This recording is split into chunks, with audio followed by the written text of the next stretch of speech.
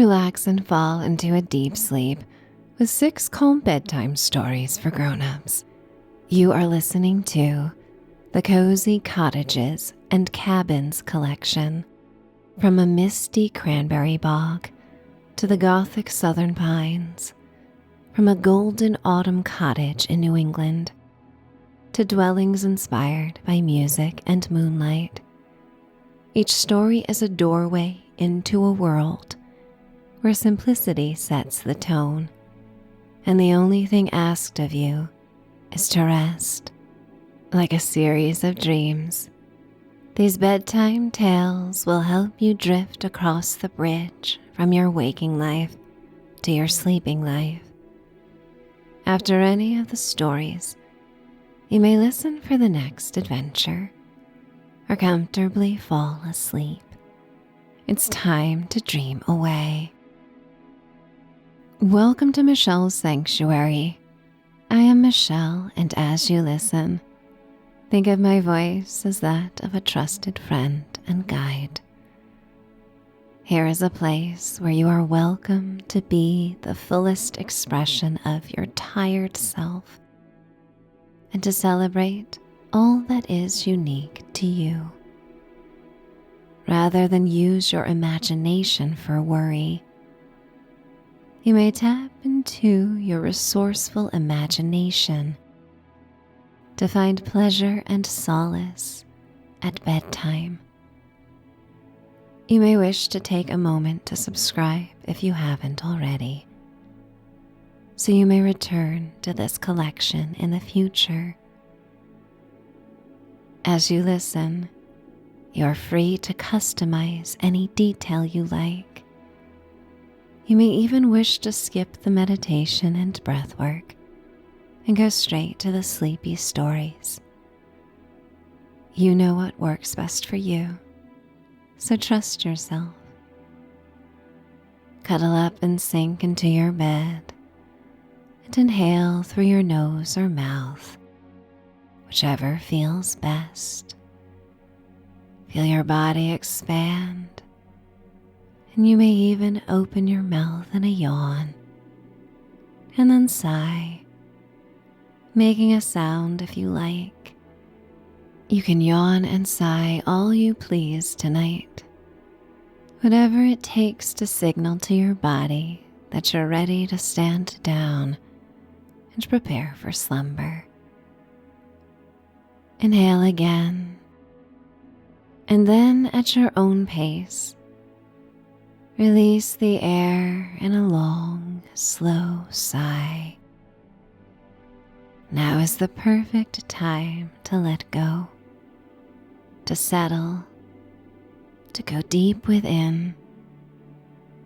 Nothing is required of you right now other than to feel good.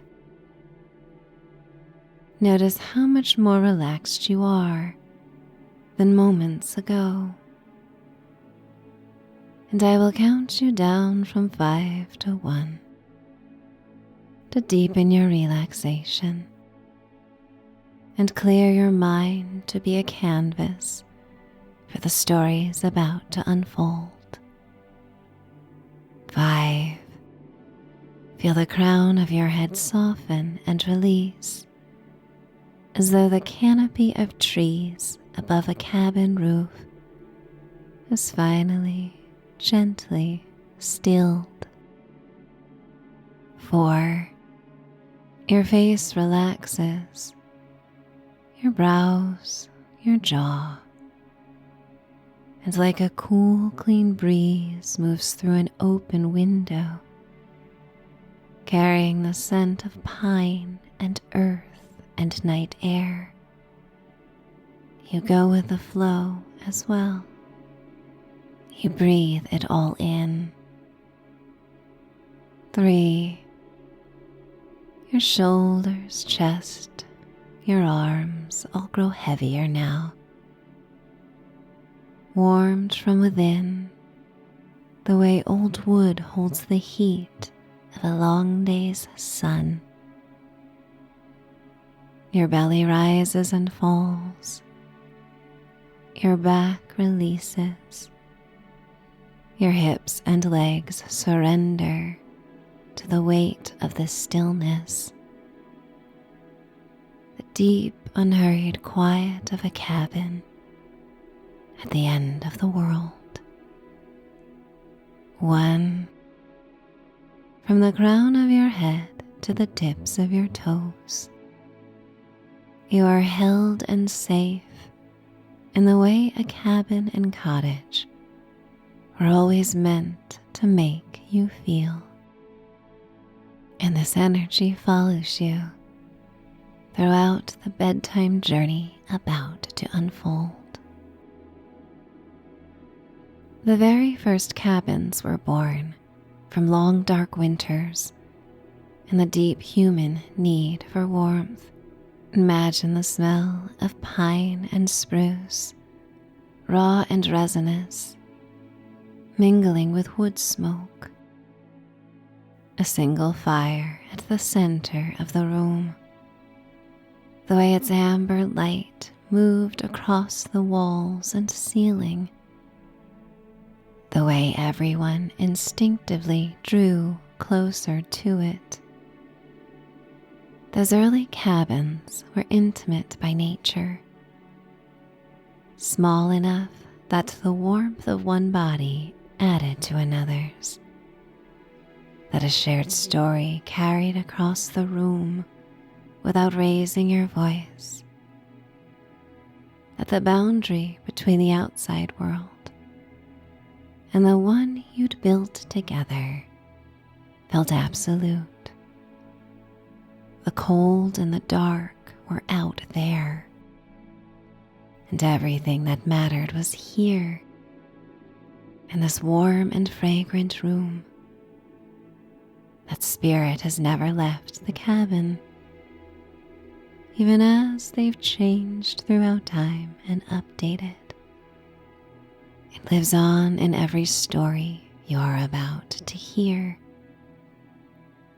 And no matter which dwelling calls to you the most, each one extends the same quiet invitation to linger, to let simple pleasures be enough, to remember that comfort sought for its own sake is not indulgence, it's wisdom. It's vital to self-care, and it's what makes life feel so precious and cozy. The Cranberry Cottage. With the summer holidays now a fond memory and children back in school, a profound quietude settles over Cape Cod. The bustling beaches and lively towns soften their energy, giving way to the gentle transition of early September. The air itself feels different. Long, hot, humid days give way to crisp and clean breezes, carrying the scent of pine and the faint aroma of the Atlantic, a subtle invitation to slow down and breathe deeply. This is a time of quiet reflection, a pause between the vibrant energy of summer and the jewel-toned mosaic of autumn. Your journey to the Cranberry Cottage is a gentle unwinding, a commitment to focus solely on your peace and need for deep contentment. It feels good to prioritize your desires for coziness and a charming getaway, where every hour unfolds in the way you decide. You leave behind the last hints of the day's demands, following a narrow tree-lined road that winds deeper into the secluded heart of Cape Cod. The soft crunch of tires on the gravel path and the quiet shuffle of your own footsteps on a rusty orange carpet of pine needles that fell throughout the summer is the only sound for miles. The air grows cooler with each turn as your day of traveling brings you to the place that delightful daydreaming and planning has at last delivered. Shadows dance along the path as the pines whisper and sway overhead, making you grateful for your warm fleece hoodie that you unzip as the sun emerges. The warmth wins for now, but the coolness lurks in the shade and hollows where local furry inhabitants had the sense to start stowing away acorns, anticipating the seasonal changes. The sweetness in the air, brought by pine resin and decaying needles and leaves that have fallen prematurely, creates the same sweet headiness as entering a library of old beloved books. You travel quite light, as this hidden cottage is well equipped with all that you may need. In fact, the cottage has been that way since the 1970s, when it first became a retreat for artists and writers who sought to create in solitude, and all other souls who wanted to remember what it was like to live without the constant drone of modern life. Your palm graces the smooth gray-brown bark of a maple tree, and you imagine the fiery red leaves that will soon dapple the forest in a few weeks' time. For now, there's just the faintest hint of fading green. But just as the sun wins out on this afternoon walk, summer is not yet ready to surrender. You follow a series of hand-carved wooden signs, weathered and gray, that poke out of the forest floor and let you know you are on the right way to the Cranberry cottage. Then, through a break in the trees, the cottage appears. It isn't grand, but it is perfectly formed. A warm, inviting haven amongst the deep green of the pines. Its weathered shingles and sturdy frame speak of resilience and comfort. Its shake siding harkens back to the time when cranberry harvesting in the Cape rose in popularity centuries ago. Just beyond it, the vast, flat expanse of the cranberry bog stretches out, hinting at the quiet beauty that awaits. The energy here feels different from any calm or serene setting you've been to. It's a unique blend of historical and rustic, forested, yet still influenced by the ocean. But there's also an otherworldly presence, harmonious and gentle, an end-of-season sigh, that may be felt on every breeze and with every susurration of the feathery pines. You follow the woodchip path to the front door of the cottage, and 3 monarch butterflies flutter before you. The brilliant orange wings catch the light, and a golden halo forms around them, giving them the strength for the journey south they will soon embark on. Every railing of the modest porch is occupied by flower boxes, overflowing with late summer blooms, and herbs with basil and mint filling the air. The stairs creak and groan beneath your feet as you come to the door and open the squeaky screen and unlock the scarlet wooden door into the foyer.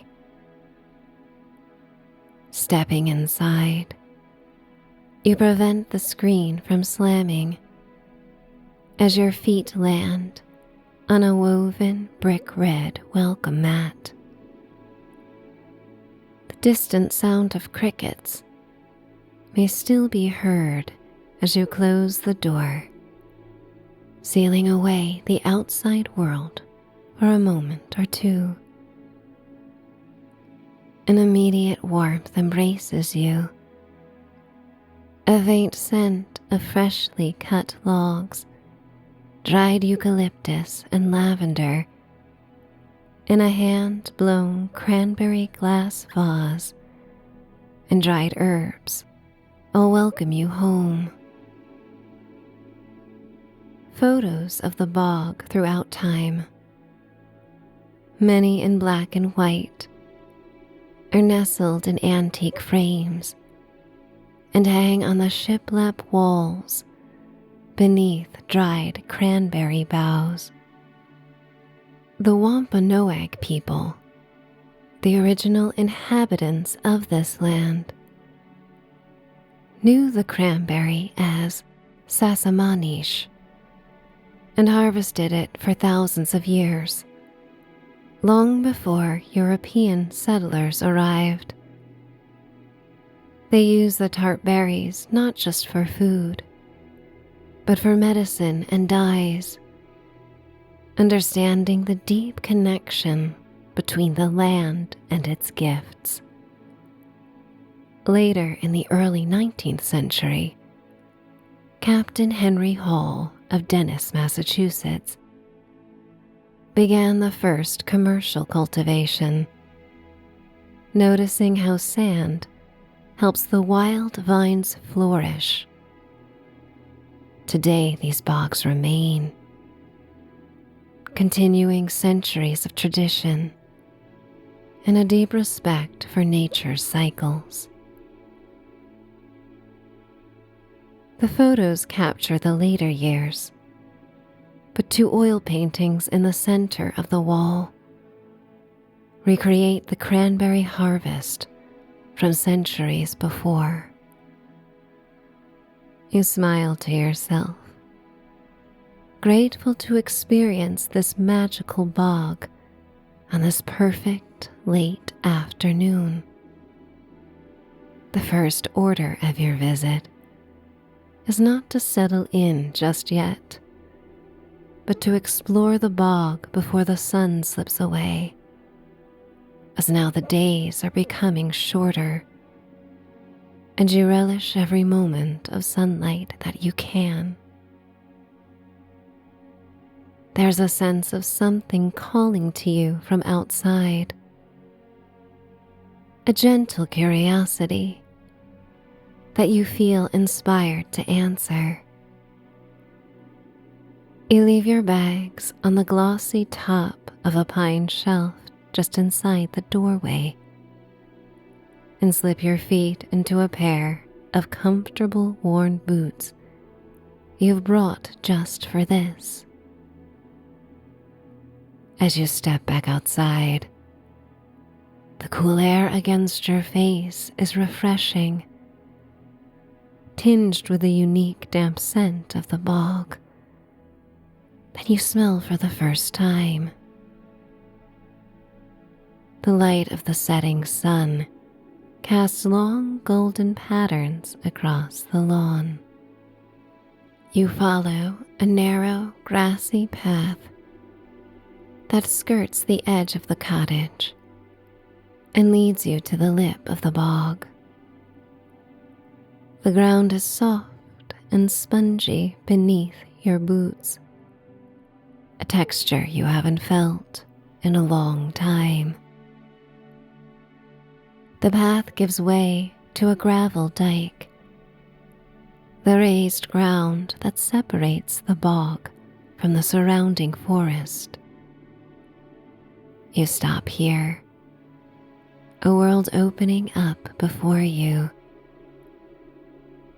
The bog is a vast, flat quilt of deep green, a patchwork of low-lying vines that stretch as far as the eye can see. Tiny, glossy, oval leaves cling to the ground, a carpet of rich, verdant life. The last of the sunlight catches the vines, turning their deep green into a brilliant emerald. Here and there, a small cluster of ruby red berries peeks out, a promise of the harvest to come.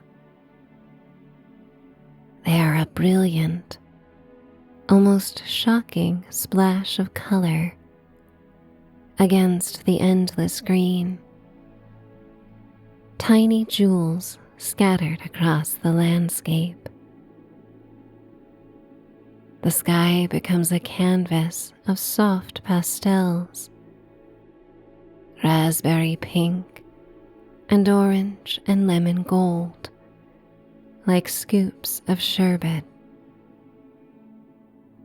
These vibrant hues deepen to a rich, dusky blue at the horizon. For a short while, the air is so still that the reflections in the water-filled ditches are perfect mirrors for the delicate, slow-moving clouds overhead. You begin to walk, your pace slow and deliberate, your senses fully open. You can hear the quiet whisper of the wind as it awakens and stirs and brushes across the low-lying vines. This shushing sound is a language all its own, and the natives have always been so in tune that they could easily translate all the varying winds that come through the cape. In the distance, the faint, repetitive croak of a single frog brings a song of longing to the bog's soundscape. You follow the dike as it winds its way into the bog, a lonely trail that takes you away from the cottage and deeper into the quiet. The sun sinks lower and the light fades, but the beauty of the bog only deepens. The sounds of the day, the distant chirps of birds, the buzzes and hums of insects begin to fade away, replaced by the hushed symphony of the evening. The air grows cooler, and you can feel the subtle chill of the bog rising up around you. You take a deep breath, filling your lungs with the clean air. It smells of damp peat and the faint tart aroma of cranberries, a scent that is the very heart of this place and will only grow stronger in the coming weeks. Cranberries have an inherent, almost startling beauty. Their glossy crimson shells cast a vibrant hue that makes an indelible mark on your mind, conjuring images of timeless traditions. While their tart flavor may not be enjoyed by all, that bold, deep red shade is a symbol of celebration and gatherings, a visual conjuring the warmth and joy of the end of the year, strung into garlands that wind around holiday trees, or simmering on a stove with cinnamon, cloves, and orange. They are small jewels that fill a home with fragrance. Cranberries have a timelessness to them and are symbolic beyond the simple oval fruit that they appear to be. As the last of the light fades into deep blue-black and stars freckle the sky, you feel a deep sense of contentment.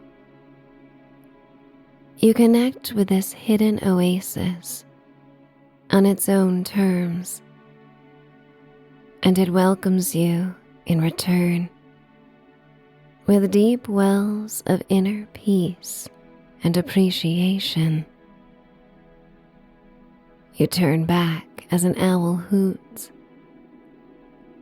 Its song echoes across the bog. The cottage is aglow with Edison string lights draped around its patio overlooking the bog. It's a warm, twinkling refuge.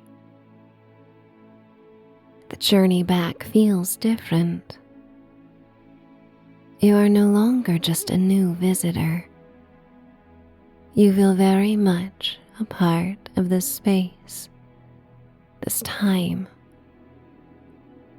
A resonating sense of being home spreads a wave of warmth through you that overcomes the sudden nip in the air.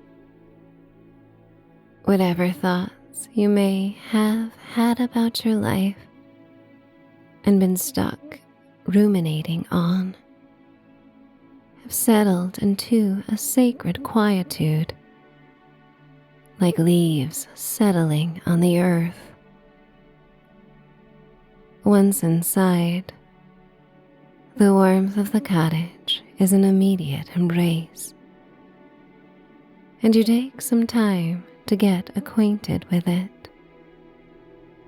You move with unhurried movements, placing your boots by the door and changing into slippers.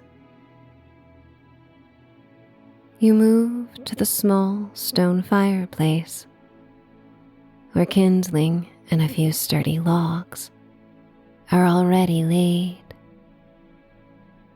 You kneel, the cool stone floor a solid presence beneath you, as you strike a match and a tiny flame leaps to life.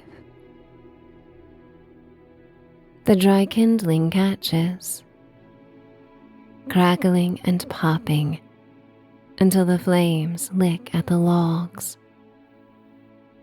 A cheerful, comforting sound fills the room, along with a scent of burning wood, sweet and peppery. The amber glow enhances the coziness of the living room, and you notice how much of the cottage is inspired by the bog. Cranberry hues are found throughout,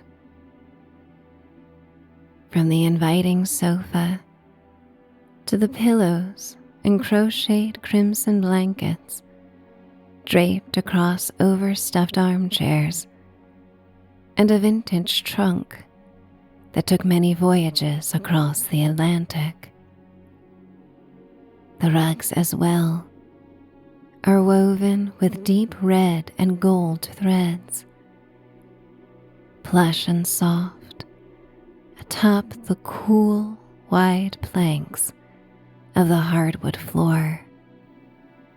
In the corner, a small bookshelf is filled with old, well-loved books, their spines a faded rainbow of colors.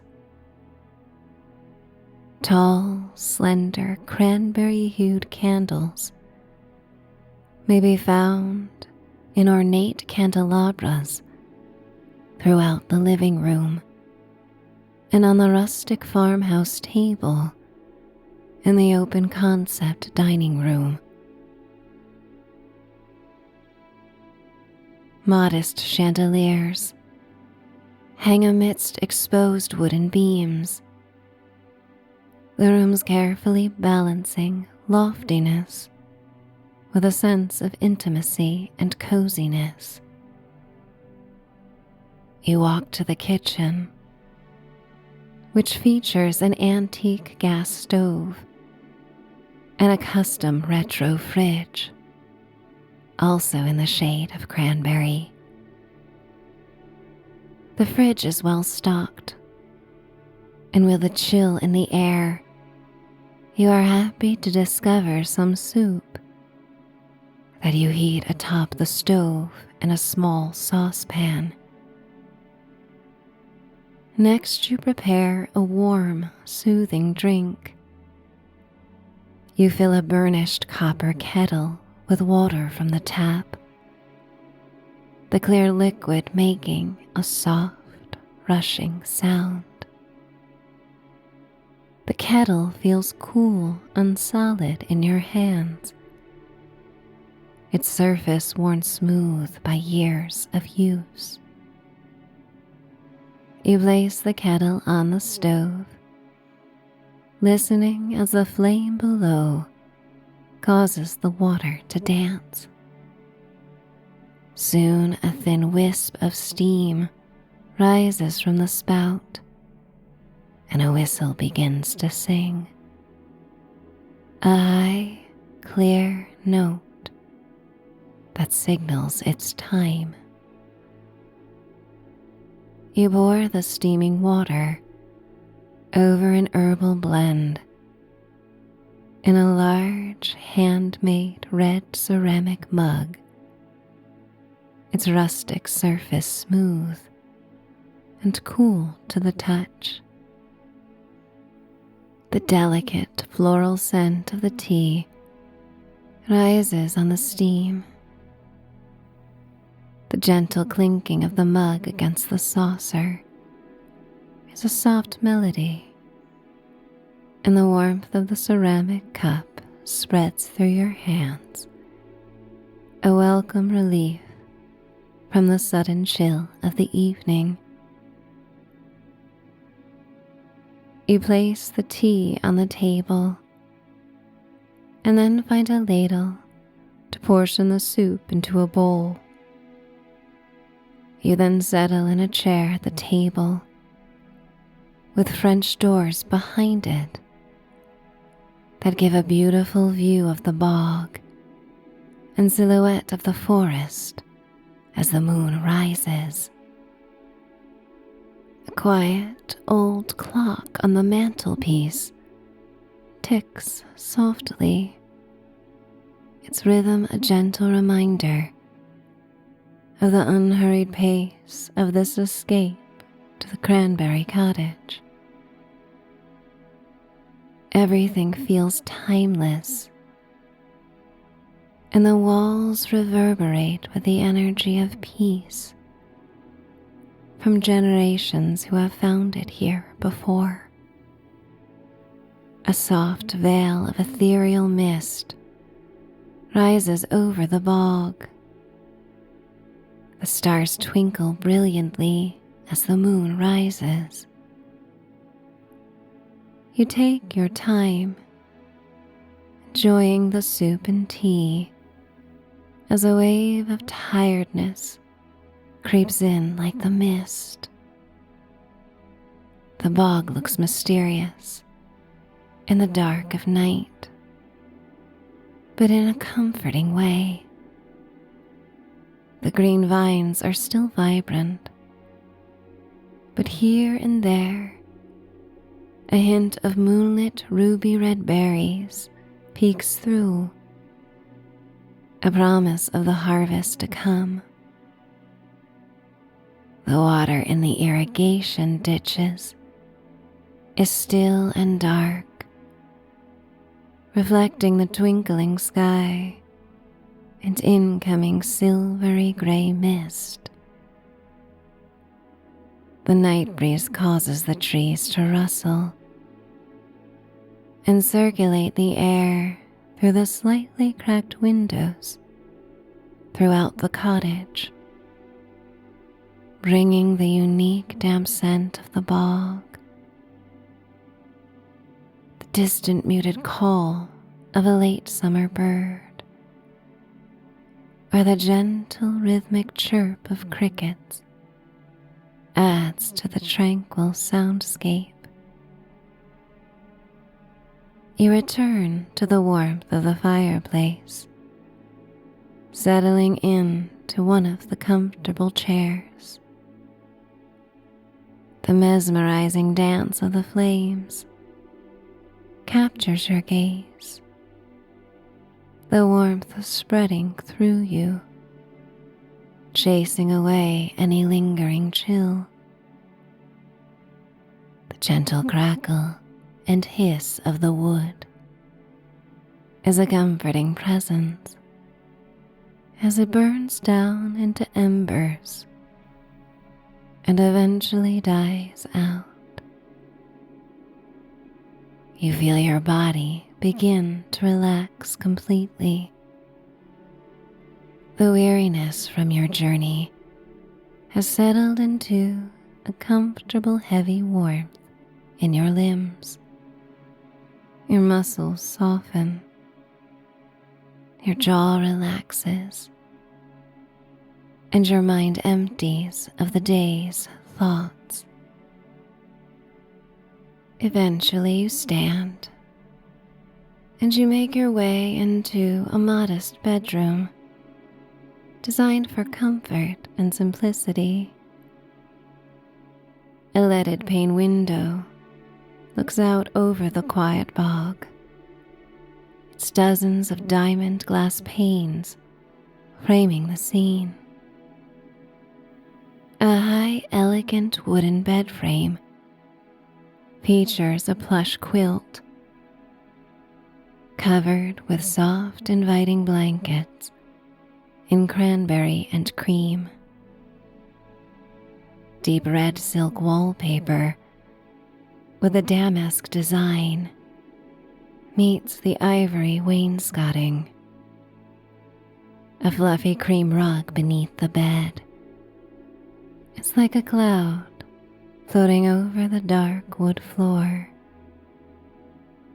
On a small antique nightstand sits a raspberry red hurricane lamp from the 1950s, creating a comforting glow. You now light the kindling in the small black wood stove in the corner, and then step into the ensuite, where a cranberry-hued, restored clawfoot tub awaits. Lighting candles around the tub, you enjoy a long soak in the bath. The faint smell of wood smoke wanders in from the cracked window as crisp air meets your nose and your body surrenders in the silky hot water. Before drowsiness takes over completely, you rise and towel off to prepare for bed, changing into lightweight flannel pajamas.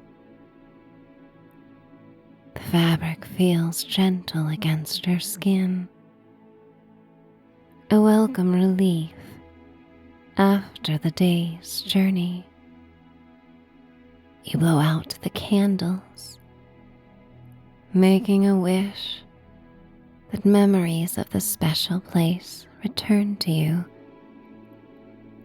when you need to remember that the world can be a warm, comforting place.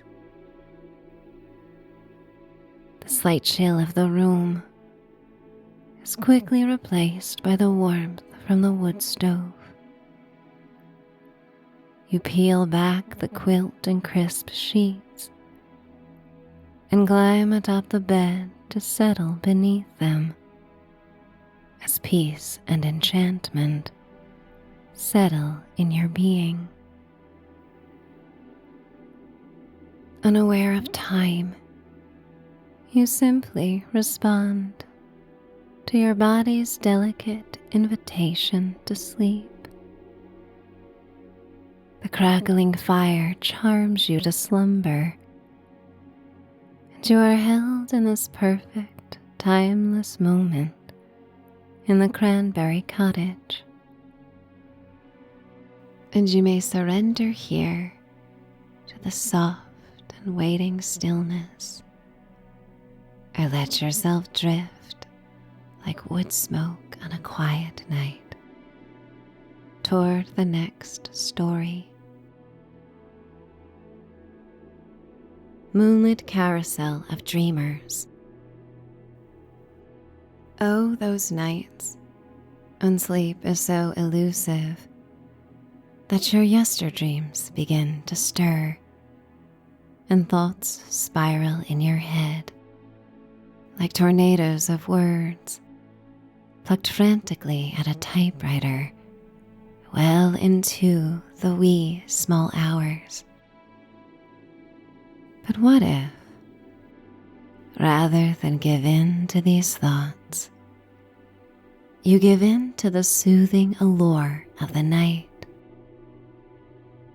Spring is in full bloom as you stir in your streamside log cabin. The songs of cicadas arriving early in the season and in full force. Their melodies are so persistent and loud, they drown out the gurgles of the stream. Moonlight pours through the open windows of your bedroom. The sheer cream curtains becoming a glistening opalite in the kiss of lunar light. But rather than toss and turn, you rise from the bed and place your bare feet on the weathered wooden boards of the rustic cabin and stand. Something calls you out into the night. It's not just the chirps of frogs, the sweet susurrations of the dancing pines, or the echoing hoot of an owl. The smells of damp moss, yellow jasmine, and the coolness of the breeze are also alluring, but still not at the heart of this call. But the funny thing is, you need not define this call. You simply answer it.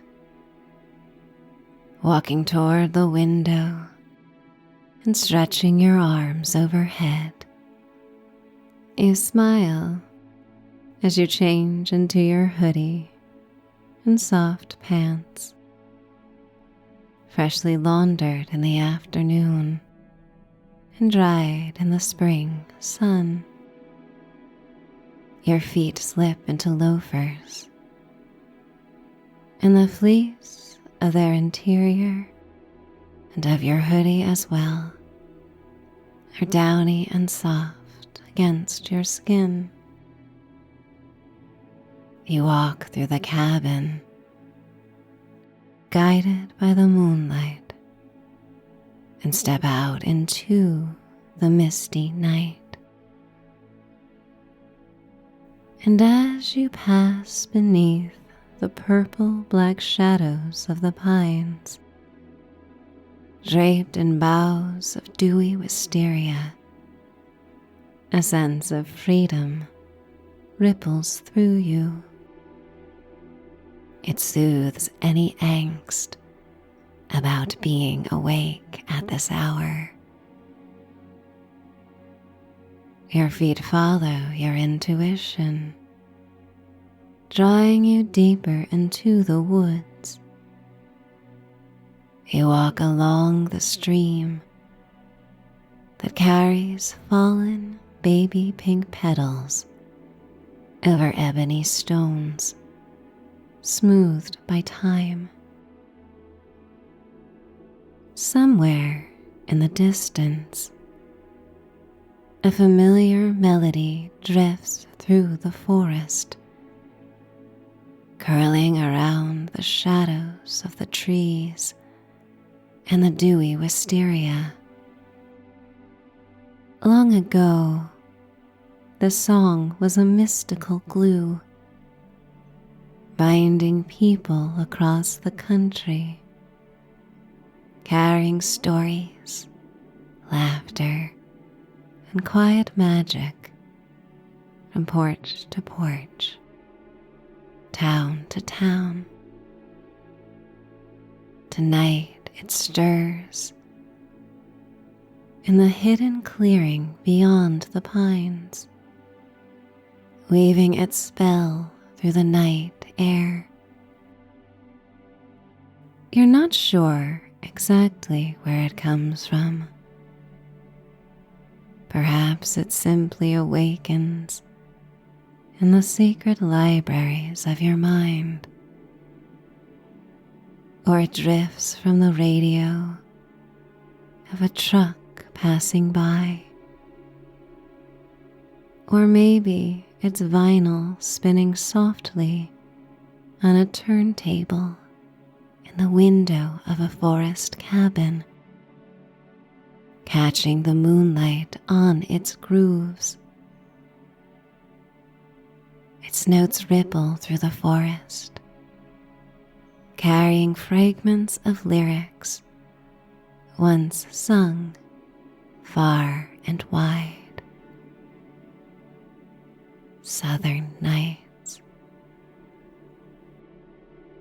You hum along, meandering through the mist, as you come to the soft edges of the woods. Weeping willows billow in the breeze, their tendrils dancing with the grace of southern bells, surrendering to the moonlight.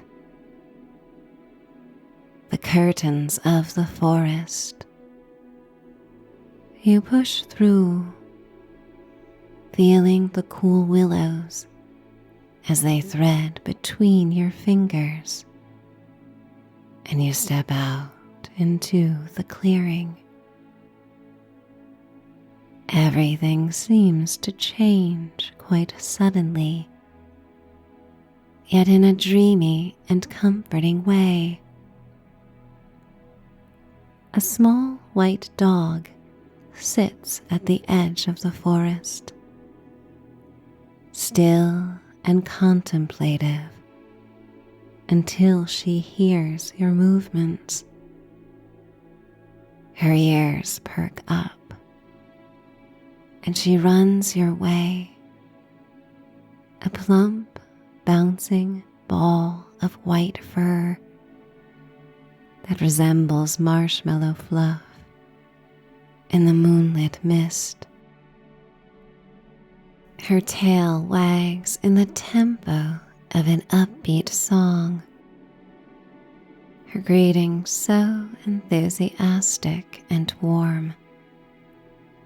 It's as though you've met before, and she's remembered you fondly. Once close, you squat down and run your fingers through her curly fluff. Your thumb and index finger landing on the cool engraved brass dog tag that glints gold in the moonlight. Sadie, it reads, and you whisper her name as she snuggles up closer to you, her body wiggling with profound glee. She hops forward, at first moving more like a bunny than a dog. And you follow her through the mist. The silvery white haze takes on a colorful glow, and your furry guide leads you deep into the clearing. The mist dissolves suddenly, revealing the moonlit carousel of dreamers in all its hushed southern Gothic splendor. It is a whimsical sanctuary tucked behind the pines, where the air is thick, a nostalgic tonic of spun sugar and warm honey and confections drifting from nearby wooden stands. Everything here moves with a slow, heavy energy, as if the very atoms of the air have surrendered to the night. The meadow is bathed in a soft, retro glow, missing the intense white glare of modern bulbs. Soothing glass tubes of neon in cotton candy pink, aquamarine, and lavender bring a rainbow radiance. These lights pulse with a low frequency warmth, casting a grainy analog wash over the tall grass. It feels like a cherished memory from a summer long ago. Above the clearing, the stars freckle the indigo sky in such dense white clusters that you realize there is simply not enough time in one night to count them all. You aren't the only soul drawn out into this moonlit oasis. Other dreamers meander through the meadow in an unhurried drift, their movements fluid and calm. You see a woman in a pair of faded striped pajamas and a man in a paper-thin vintage t-shirt and soft jean shorts that look as though they've been washed 1,000 times. There's no uniform here, Some people look like they stepped out of a 1970s summer camp, while others wear long, heavy cotton nightgowns from a much older time. Sadie trots happily ahead, her white fur glowing as she guides you past the beloved attractions. To your left, the cloud carousel turns with a steady, mechanical click-clack of wooden gears. The Ferris wheel of stars turns so slowly that its tufted, velvet-lined baskets seem to hover, suspended in the midnight air. Every movement is graceful, yet purposeful. The carnival waits for you to find your place among the other dreamers and give in to the soothing majesty of a southern night.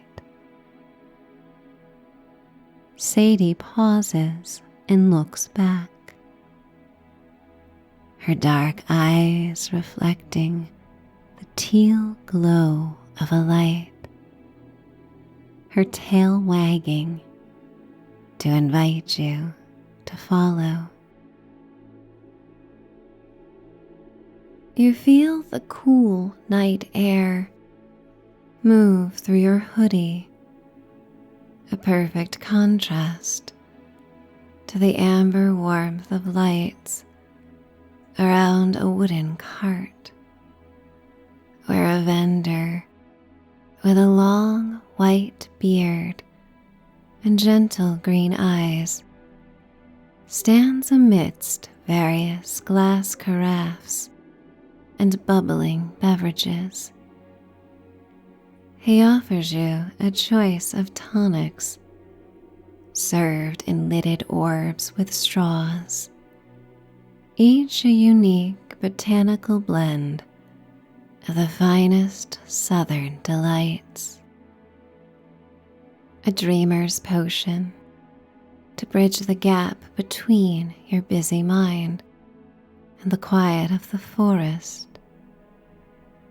An inner child elixir to awaken the simple wonder of your youth, and a tonic for bliss designed to wash away the last remnants of the world's weight so you can feel the purest sense of joy.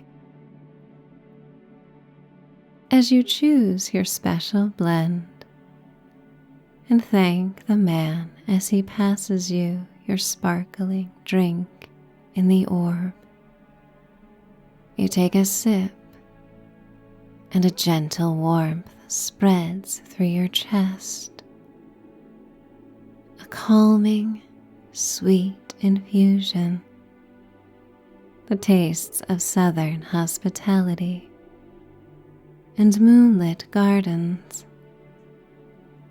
The vendor whispers before you go that these blends are a gift for the spirit, a way to settle into the marrow of your bones before you continue your journey. The cloud carousel is an ethereal gathering of light and form that seems to float just above the silvered grass. At first, it appears to be nothing more than heavy, luminous clouds rising from the meadow grounds, slowly spinning beneath a soft amber glow of vintage Edison bulbs that hang from its celestial ceiling. But as you draw closer, you begin to make out the intricate formations within the mist. Mystical beings sculpted from the clouds themselves. You see a unicorn with a spiraling horn of glimmering moonbows, and a powerful Pegasus with wings that ripple like white silk in the evening breeze. These storybook creatures are marvelous and inviting, and it takes you a moment to decide which one to ride. But once you do and settle, Sadie dutifully sits on the floor below, peering up at you with a loving gaze. As the ride begins its fluid, circular glide, the creatures in the clouds rise and fall with a slow, rhythmic grace, their hooves leaving trails of stardust in the lavender mist. The ride slowly comes to a halt, and you now follow Sadie to the Ferris wheel of stars, her white fur glowing even more brightly as she hops into a deep basket lined in tufted midnight blue velvet, embossed with silver and gold foil stars. You settle beside her on the cozy bench, and she rests her head on your lap as the ride gently lurches forward. The ascent is so gradual, it feels like hovering, lifting you high above the Georgia pines and ancient oaks in the distance, draped with lush Spanish moss, until you are suspended in the indigo void. The stars are thick, pulsing, hopeful clusters of white fire, so many and so bright that you feel the vastness of the universe in its sparkling presence. Everything beyond these magical moments fades away, all concerns small in its celestial showcase. Sadie nuzzles closer, her gaze reading the profound change in your expression. As you sink deeper into the velvet cushion, her small weight is a comforting, grounding presence, even as you gently rock high above the nostalgic rainbow neon lights of the carnival below. When it's time to disembark, you expect Sadie to slow down, but she's inspired once more and leads you to the northern edge of the festivities. You're soon in the wishing meadow of floating lanterns. where hundreds of glowing orbs hover in the tall, silvered grass, star-shaped rain lilies, and birds foot violet. These spheres are breathtaking.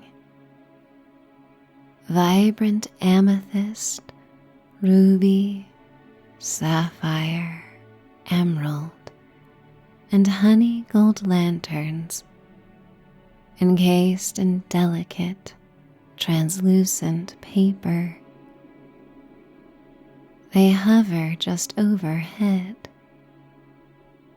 and you meander beneath them as Sadie zooms below the lights.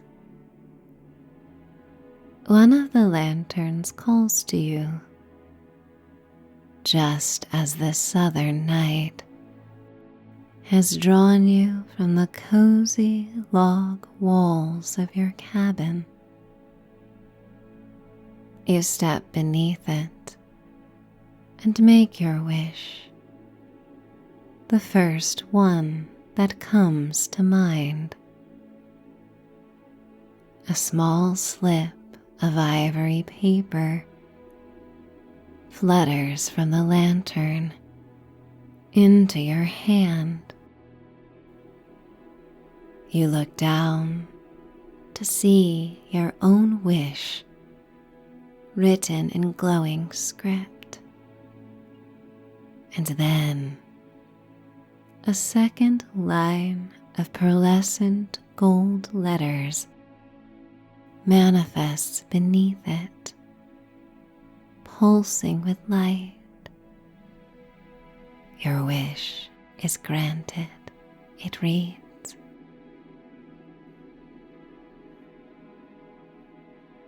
You fold the paper carefully, feeling the crisp, magical texture, and tuck it into your hoodie pocket as Sadie suddenly breaks into a joyful sprint, urging you to follow. Once she captures your attention, she slows her stride, leading you away from the carnival lights and wishing meadow, deeper into the clearing.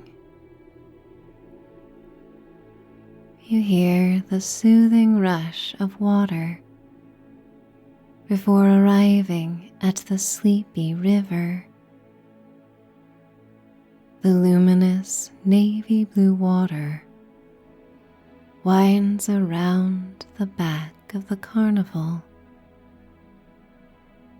The first fireflies of the season lazily flicker their chartreuse bellies as they fly around the edge of the river.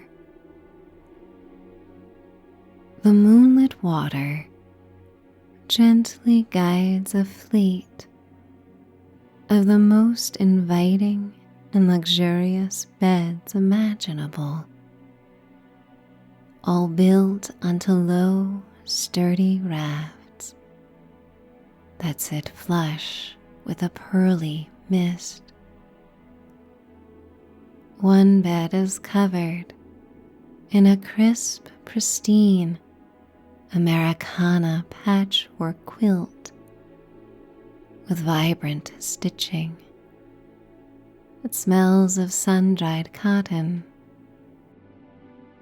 while another holds a shimmering mulberry silk duvet that feels cool and liquid to the touch. Beside them drift fragrant cedar platforms piled with plush, cream-colored, low-slung daybeds, dressed in a rich moss-green velvet that feels like a manicured forest floor. Other rafts, are topped with heavy chenille blankets that resemble soft, billowing clouds, and the pillows are mountainous and overstuffed and encased in smooth, high thread count linen.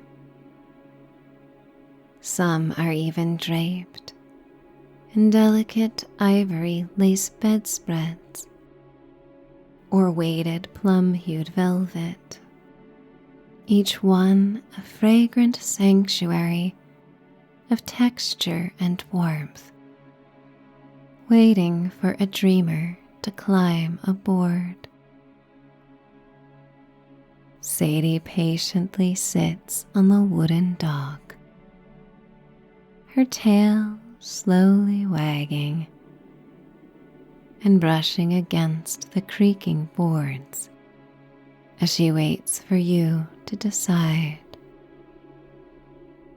A proud fourth-generation carny with an inquisitive, knowing smile helps you board, and you settle in with Sadie curled at your feet. As the raft drifts down the river, the rainbow lights of the carnival glow are in your peripheral vision like a fading neon sunset. You lean back against the pillows, looking up as the sky becomes framed by a natural tunnel of ancient oaks, their branches heavy with silvery Spanish moss that drapes down like curtains, brushing the surface of the mist. It feels as though this small river wasn't always here, but was carved deep into the red Georgia earth by some ancient magic, the very moment the carnival first appeared long ago. Along the banks and bobbing in the silky blue current beside you, hundreds of floating lilies and lotus flowers glow from within, acting as natural vessels for flickering tea light candles. Their golden flames dance in the low breeze, casting long amber shadows against the mossy walls of the riverbank. The stars above seem to flicker in time with a dancing candlelight,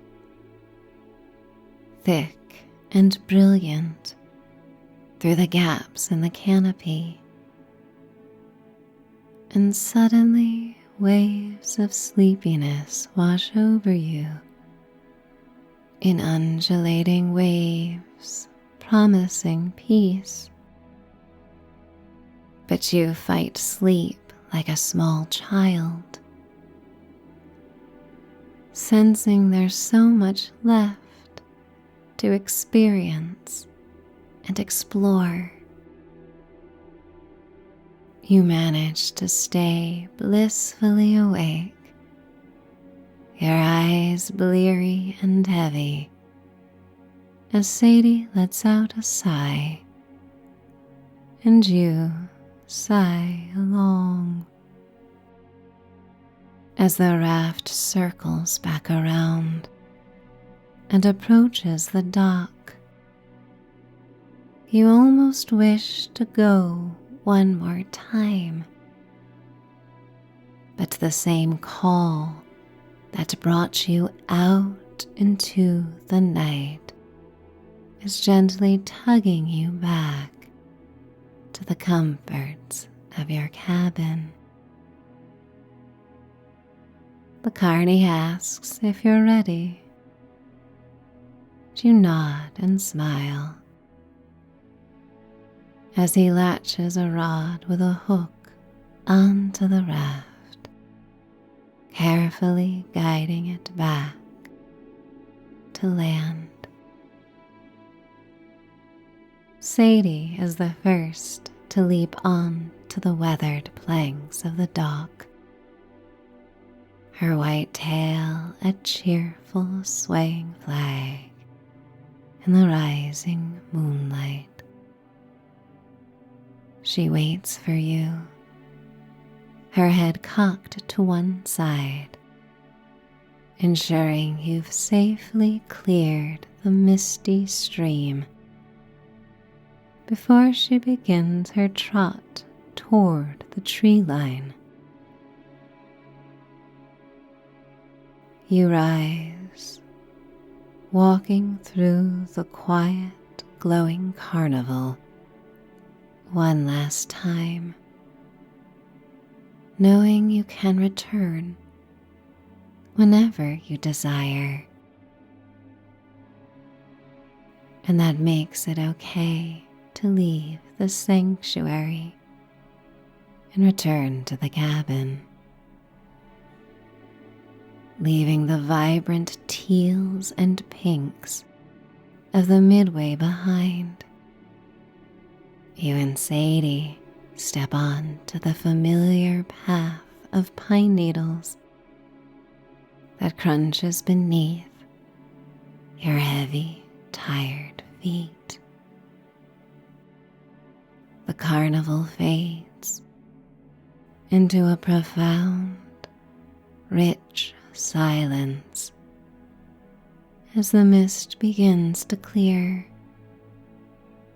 revealing a sky where the moon sits at its absolute center, a bright silver coin presiding over the Georgia woods. The air has grown noticeably cooler, crisp and bracing your skin, carrying the clean metallic of the stream that borders your home. You pull your hoodie a little tighter as Sadie weaves through the tall grass, like your fluffy beacon of light, her nose twitching at the fragrant wild azaleas.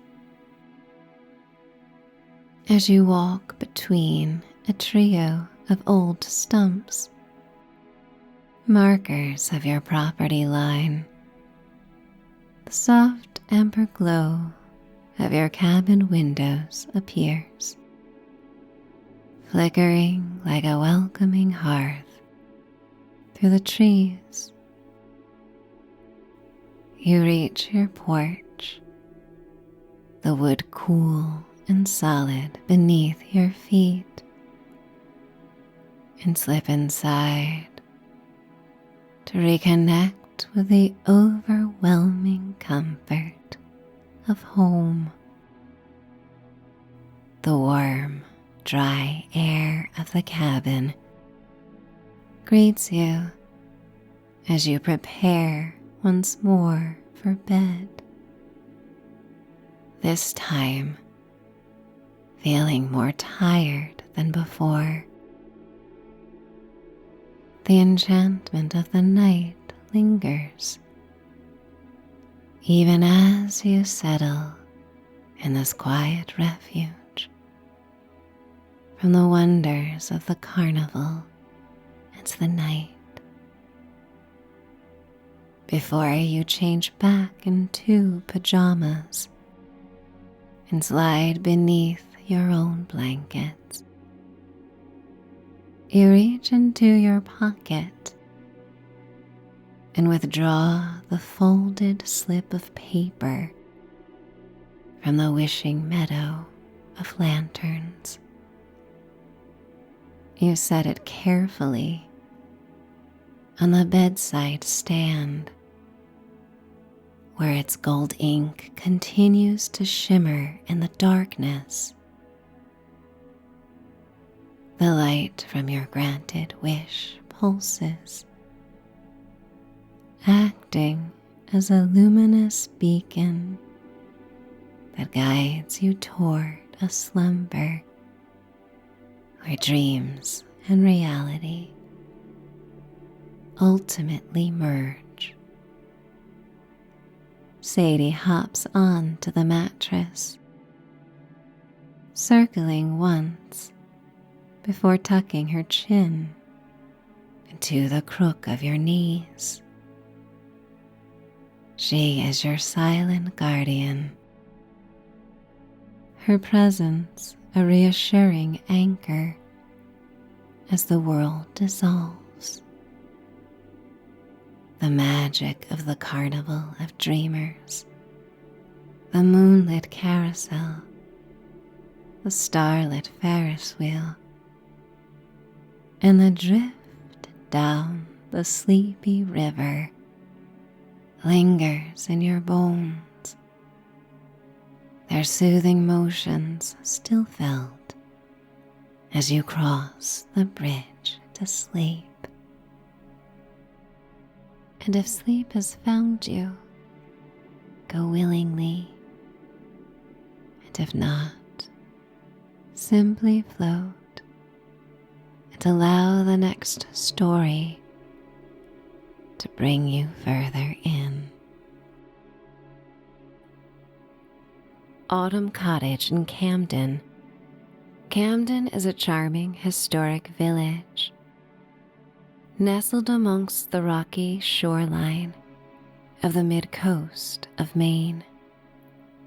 It's a place with a deep and quiet history where Europeans first settled in 1770. Its harbors once echoed with the busy sounds of schooners being built, as it became a vital hub that was incorporated in 1791. Its maritime history is still very much felt in the modern world. In a place of quiet elegance and serene beauty that feels in many ways timeless. Historic buildings like the Camden Opera House feature brick facades, while charming boutiques and galleries showcase classic New England wood siding, painted in nautical hues and muted colors, often accented with cedar shakes or traditional trim details.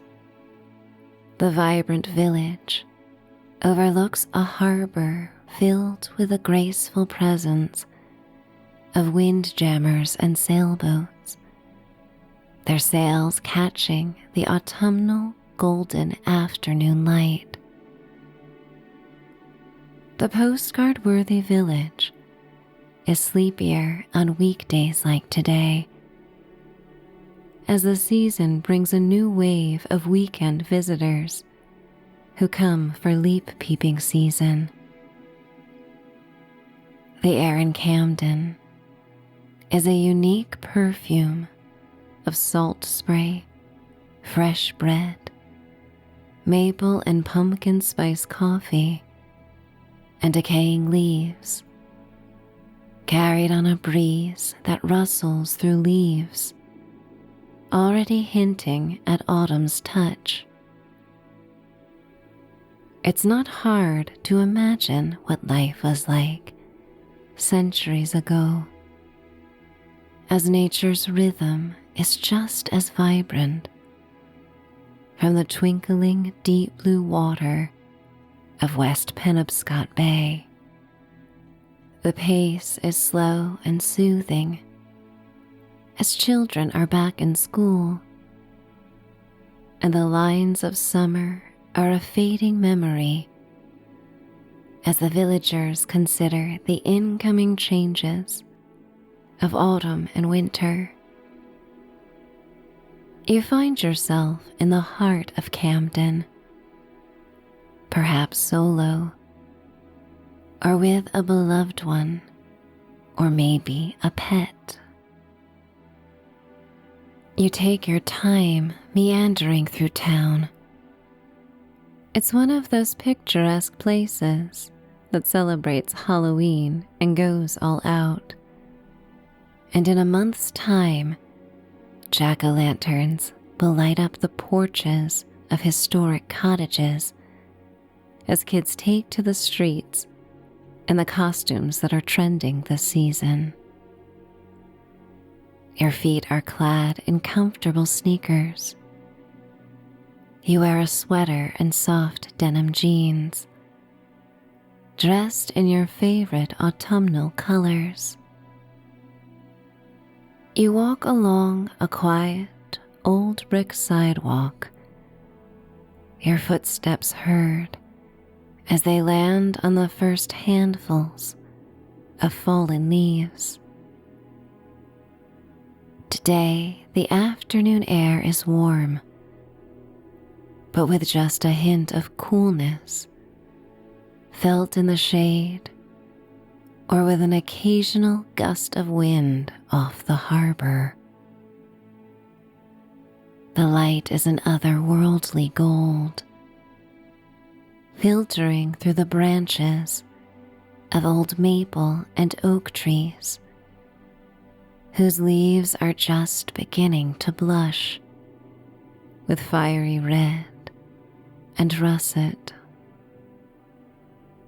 The glistening sun lands on your face, and a gentle, cool bay breeze kisses the back of your neck. You pass by charming historic homes, their weathered clapboard siding painted in inviting colors. Some have window boxes overflowing with blooms like fiery orange marigolds, arranged with tiny pumpkins and gourds. You make your way toward the harbor, the centerpiece of the village. As you walk by, you pass an antique store with a faded sign. The window display filled with old nautical tools, ship models, and worn books. These objects cause your mind to wander, envisioning a time when Camden was a bustling shipbuilding hub. A sense of time-honored craftsmanship and resilience lingers in the air and is even more evident as you approach a small market whose sign boasts its origins date back to 1868. The sound of a bell from a quiet church steeple chimes a low, melodic note in the distance, a gentle reminder of the hour as you open the door to the market and a tiny brass bell rings. You gather a fresh baguette, crusty and still warm, and inhale the aroma of cinnamon rolls and pumpkin pie. Warm, sweet scents that mingle with the briny air that comes in from the street. Paying for the items and placing them in your canvas bag, you step back into the village, ready to return to your cottage to enjoy a night of coziness, self-care, and reflection. the streets give way to a boardwalk, which brings you to a wide expanse of granite, and you find yourself standing at the edge of Camden Harbor. The water is a deep, tranquil blue, dotted with the masts of beautiful schooners and the bright red buoys of lobster boats. A few seagulls circle overhead, their calls echoing across the water. The sailboats sway gently in their moorings, their rigging making a quiet, rhythmic clinking sound against the masts. Although there are only a few people in the harbor, it is alive with a quiet, working beauty, a place where generations have earned their living from the Atlantic. You breathe in deeply, inviting the salt-laced air to fill your nose and cleanse your lungs.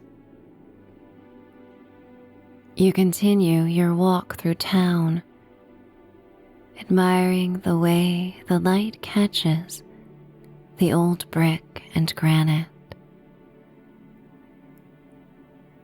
An impossibly narrow building with shake siding is nestled between much larger buildings, one mustard and one red, with A-frame roofs that tower over it. A circular sign hangs outside this unique building, revealing it is Stone Soup Books, a community haven where books are sold and traded. The signs in the village use an old-timey font, often bookended by vintage lanterns. The storefront windows of a small boutique feature rustic wooden tables that display handcrafted sweaters and woolen blankets, their colors reflecting the rich tones of the season: burnt orange, deep forest green, burgundy, and mustard yellow.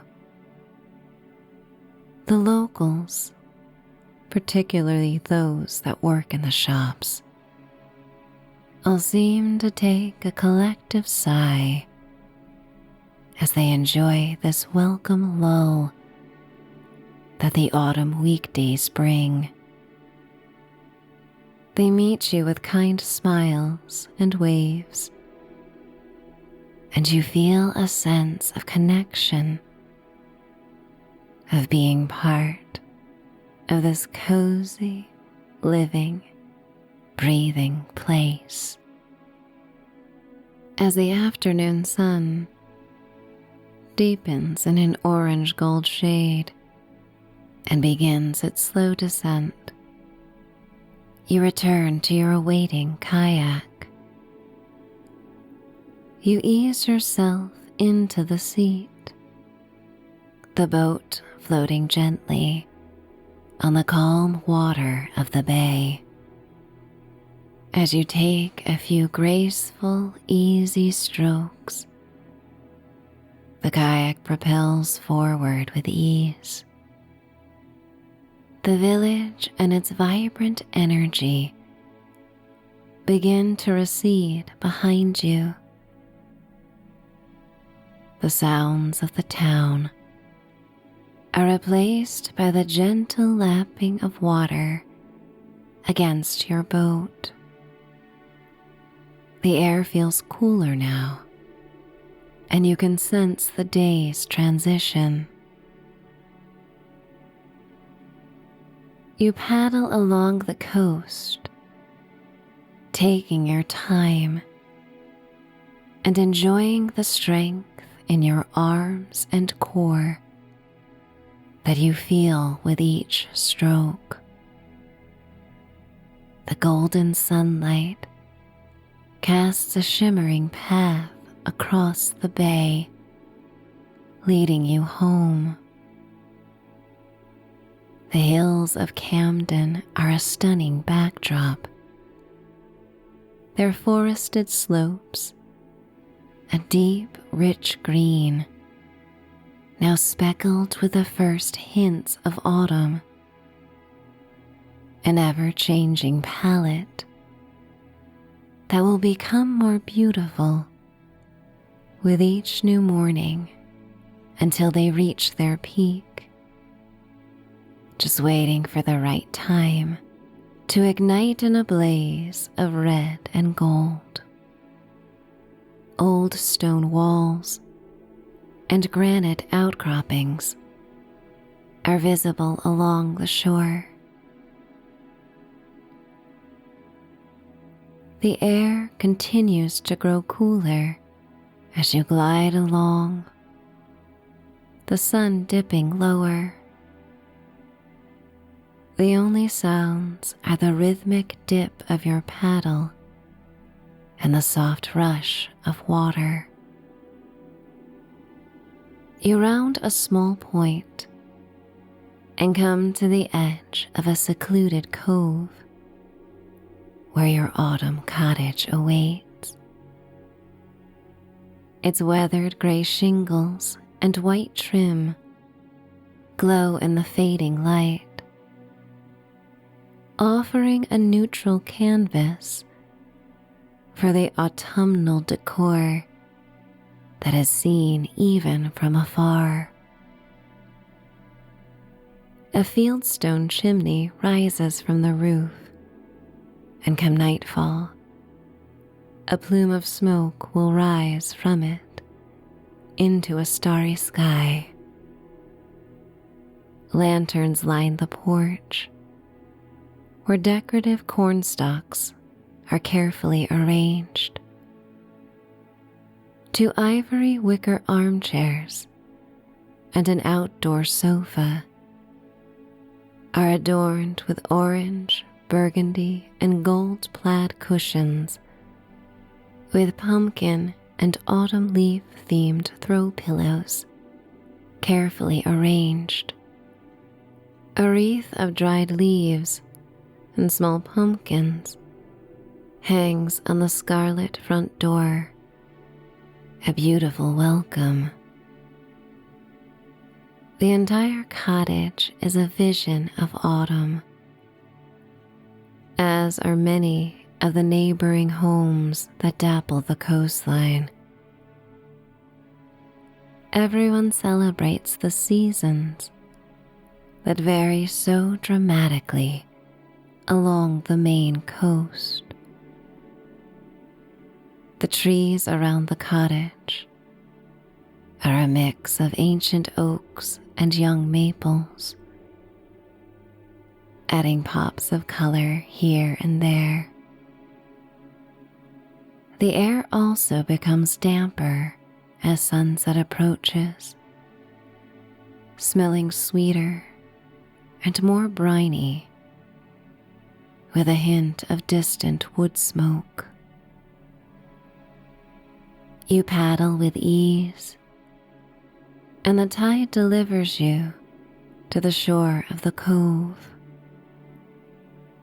You ease your kayak onto the smooth, dark sand, and then remove your canvas bag and walk along the rocky beach. The last rays of sun cast a long shadow from the cottage.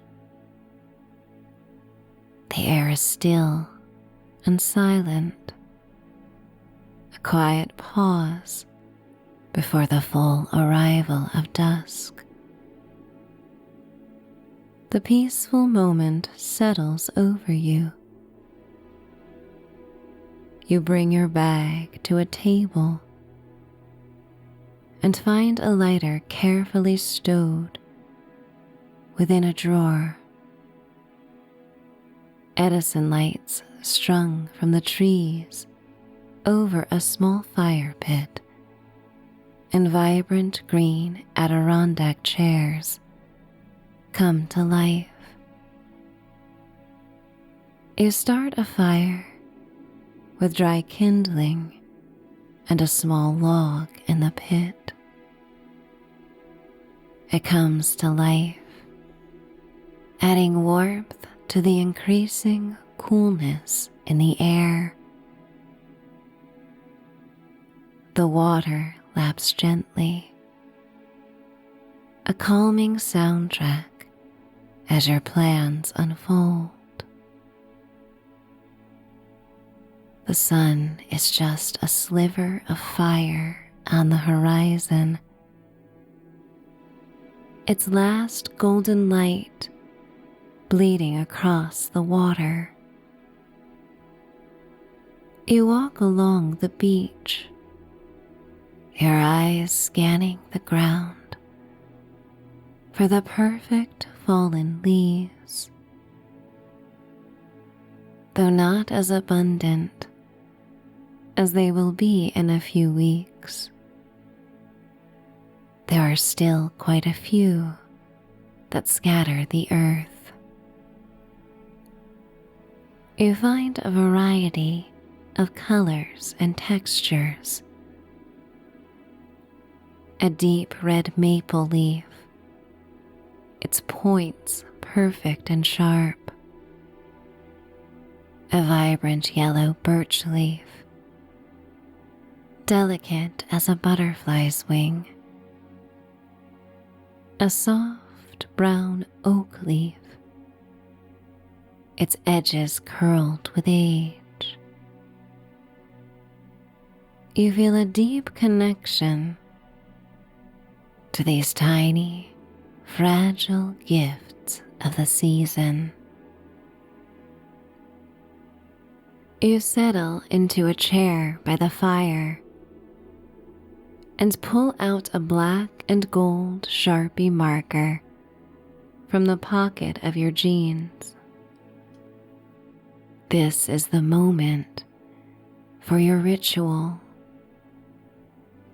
The world outside is a peaceful, beautiful blur of firelight and a sky exploding in vivid bands of pink, orange, and red. But your world inside is still and focused. You hold the first leaf in your hand. This leaf is for what you need to release, what you need to let go of from the past year. It could be a worry, a fear, a resentment, or a burden. You take the black Sharpie, and with a quiet mind, you write on the leaf. The ink is a dark, final mark, depicting everything that has been stealing your peace, that's been holding you back, clouding your thoughts, causing tension in your body, or bringing heaviness to your heart. You feel the weight of these words, their meaning settling in your soul. Then, with a gentle breath, you place the leaf in the fire and watch it catch. Sparks fly towards the sunset skies, and you are filled with a deep sense of peace and a happy sensation of lightness. As this leaf becomes ash. Now you pick up a second leaf. This one is your favorite of the bunch. This leaf is for what you want to bring into your life. Your harvest of hopes and wishes for the coming seasons. It could be more peace, more joy, more creativity, more connection. You take the gold metallic Sharpie and write on its colorful, waxy surface. The ink is a shimmering contrast, a strong and hopeful statement. You look at your wish, letting its meaning fill you. You stand and walk to the water's edge. As you place the leaf on the sparkling water, it catches the last of the sun's light. A small boat of hope sailing out into the bay. You watch it drift, a tiny promise of the good things to come, until it, too, disappears into the twilight. You sit for a few more moments by the fire as it dwindles, breathing in the quiet of the sunset, feeling a sense of lightness and clarity. The sky deepens into the blues of twilight, blending seamlessly with the water as the first stars begin to show. You rise, stretching your arms overhead as a yawn sets itself free. Crickets begin their nocturnal song. As you walk to the cottage, wrapping your arms around yourself in a hug, as the night brings a slight chill. As you open the door to the cottage, a soft welcoming light spills out. The interior is a warm, glowing haven that embodies everything one might imagine and even hope an autumn cottage could contain. Every nook, every surface is a celebration of the season. Your gaze falls on the living room, where a large plush rug, its pattern a beautiful plaid of deep reds, greens, and browns, covers the shiny hardwood floor. Piles of soft blankets in every shade of autumn: wine, pumpkin orange, burnt sienna, deep yellow, and forest green, are folded over the furniture, inviting you to cuddle and relax. The furniture is a delightful mix of rustic and refined, with well-loved wood and deep, comfortable cushions upholstered in wine and cream fabric. Firewood is already laid in the stone hearth, waiting to be lit. You kneel and light kindling for the second time tonight, a small match igniting a warm orange glow. The flames quickly catch, and a gentle crackle fills the room. The scent of pine and oak smoke mixes with the scents of the cottage.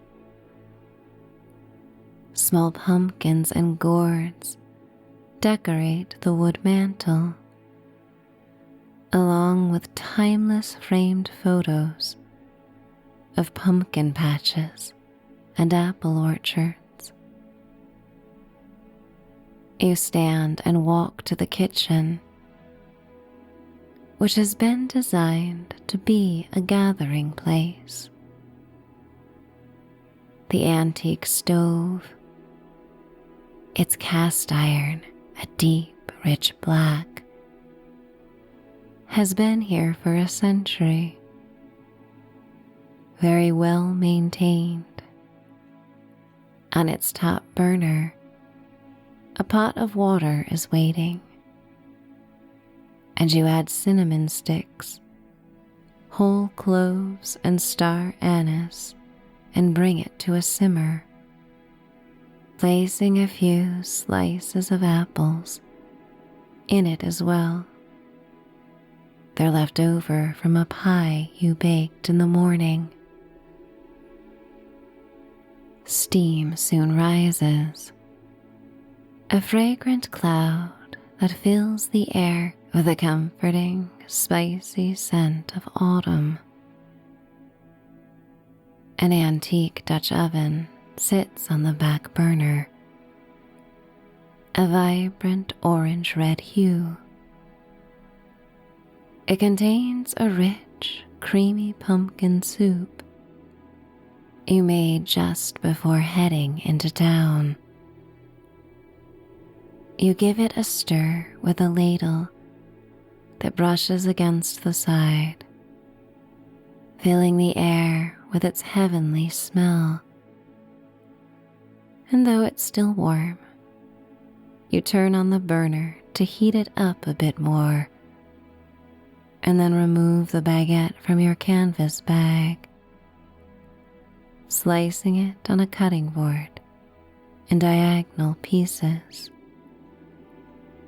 You place the bread in a basket and gather a bowl and napkin that capture the spirit of fall.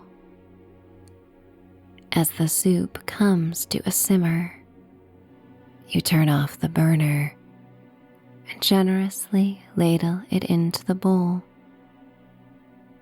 and bring all you need to the table. The dining nook is adorned with nautical and historical elements, a nod to Camden's past. A ship's wheel hangs on the wall, its spokes worn smooth by time. Old brass lanterns sit on shelves, their glass panes clouded with age. A small model schooner rests on a shelf, lined with tiny orange and gold autumn leaf lights. Its tiny sails are perfectly trimmed, a miniature version of the boats you saw in the harbor. The fire across the way in the living room is now a steady, warm glow. You enjoy your hearty meal. The smells of cinnamon and cloves, and apple and pumpkin soup join the soothing smell of the burning logs.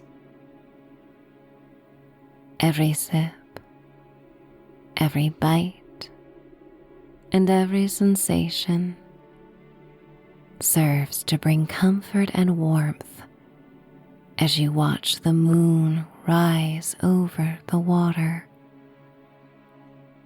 The firelight reflects on the mullioned windows, a ghostly overlay on the nocturnal blues of the sky and bay just beyond the panes. This mesmerizing visual reminds you of your ritual, letting go of something, so you have room to harvest what you most need and desire in every way imaginable. This moment soothes you and brings a balm, deep feeling of comfort and bliss in the autumn cottage. You rise and gently clean the few dishes, the simple act of quiet meditation. Putting away the remaining soup reminds you of abundance. You turn the dial on the stove, and the bubbling of the simmering apples and spices fades to stillness. The scent still lingers in the air, a warm and comforting farewell to the day's nourishment. You make your way to the bathroom, a delightful space also designed for the season. A wreath of tiny dried gourds and maple leaves hangs from a nook on the door. You reach for a small bottle on the sink, its label promising apple cider shampoo and conditioner, and then grab a fresh bar of apple cinnamon soap. You step into the shower, and the steam rises around you, a fragrant cloud of spiced apples and cinnamon that warms you from the inside out. The sweet, crisp scent is a perfect welcome to the new season. You feel the day's lingering tension melt away, replaced by a profound sense of calm. You step out, towel off, and wrap yourself in soft flannel pajamas, their fabric a cozy shield against the growing evening chill of the Maine coast. You walk toward the bedroom, the soft glow from the embers of the fire casting a gentle light. A majestic ivory four-poster bed sits in the heart of the spacious bedroom, featuring a cathedral ceiling and exposed wooden beams. The window is cracked just enough to allow a cool, salty breeze to circulate through the space, and you can see a sliver of the moon rising over the quiet bay. Soft throw blankets in autumnal shades rest at the foot of the bed,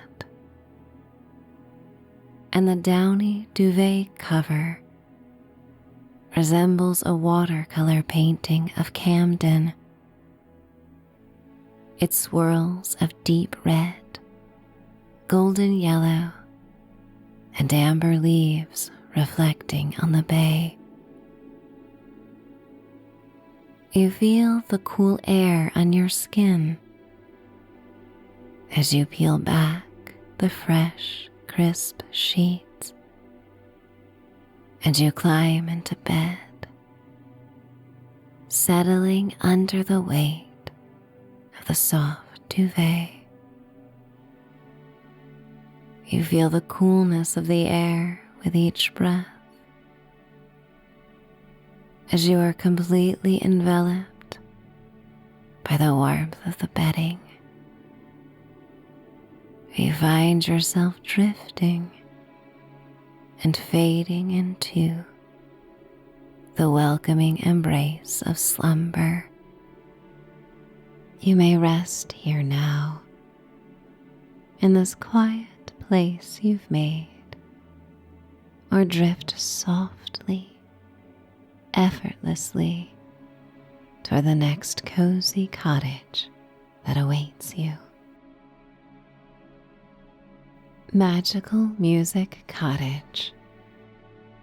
Most humans in today's world have experienced, at least once in a lifetime, a song with a grip so powerful that its melody becomes an earworm, playing throughout the night, still heard during an unexpected awakening before sunrise. Its lyrics somehow make sense of all that seemed senseless, validating a promise that you are not alone in whatever you may be going through in this life. It can be the simplest melody, the barest lyrics, the most unexpected voice that brings you the sense of hope and deeper meaning. But in that song is a magic that enhances life and brings together souls who have shared dreams and understandings. The perfect song sometimes is all we need to accept that amongst all the things that happen, the human spirit endures with resilience through music. And it's this love of music that brings a special invitation to Rose's enchanted realm, arriving in a dreamy melody that begins to play in your mind when you close your eyes and drift toward the soft edges of sleep. The melody is so familiar, and yet at the same time new, reminding you of all the songs you have ever loved. You follow the song, leading you towards a door that appears suddenly, made of ebony wood and in the shape of a fermata. The top arches gently over a circular entry, the perfect musical symbol that represents a pause of unspecified length, a stop of the chaos of daily life as you enter beneath the glowing threshold and arrive in the enchanted forest. The air immediately shifts, feeling cool and velvety against your skin, carrying an otherworldly aroma of honeysuckle and evening dew. Every tree, every path glimmers with a soft, natural glow, a deep luminescence that emanates from the wood. Every smooth piece of bark is reflective. The tree trunks feature vibrant, wavy striped hues like rainbow eucalyptus trees, pulsing with the soft, deep colors of deep violet meeting turquoise cerulean blue, ruby, and icy pink. As you step fully into this realm, you are greeted by the soft, rhythmic motion of butterflies that arc around you in the formation of a crescent moon. Their wings are dusted with what looks like glittering moon mica that captures the soothing blues of twilight. Their wing beats create a subtle, breathy percussion. The soft, rustling sound forms a beautiful, hushed background song. Your feet land on the earth with buoyancy and lightness as you revel in the comfortable attire you wear that billows in the cool night air. In merely a few steps, you discover Rose, standing tall amidst the trees. She is majestic and serene, wearing a long gown of opal and black fabric that catches the ambient light. The dress shimmers and dusts the glimmering earth below, resembling the stark beauty of the white and black keys of a grand piano. She has a timeless elegance, and no matter where she may appear in time or space, her presence would be received the same.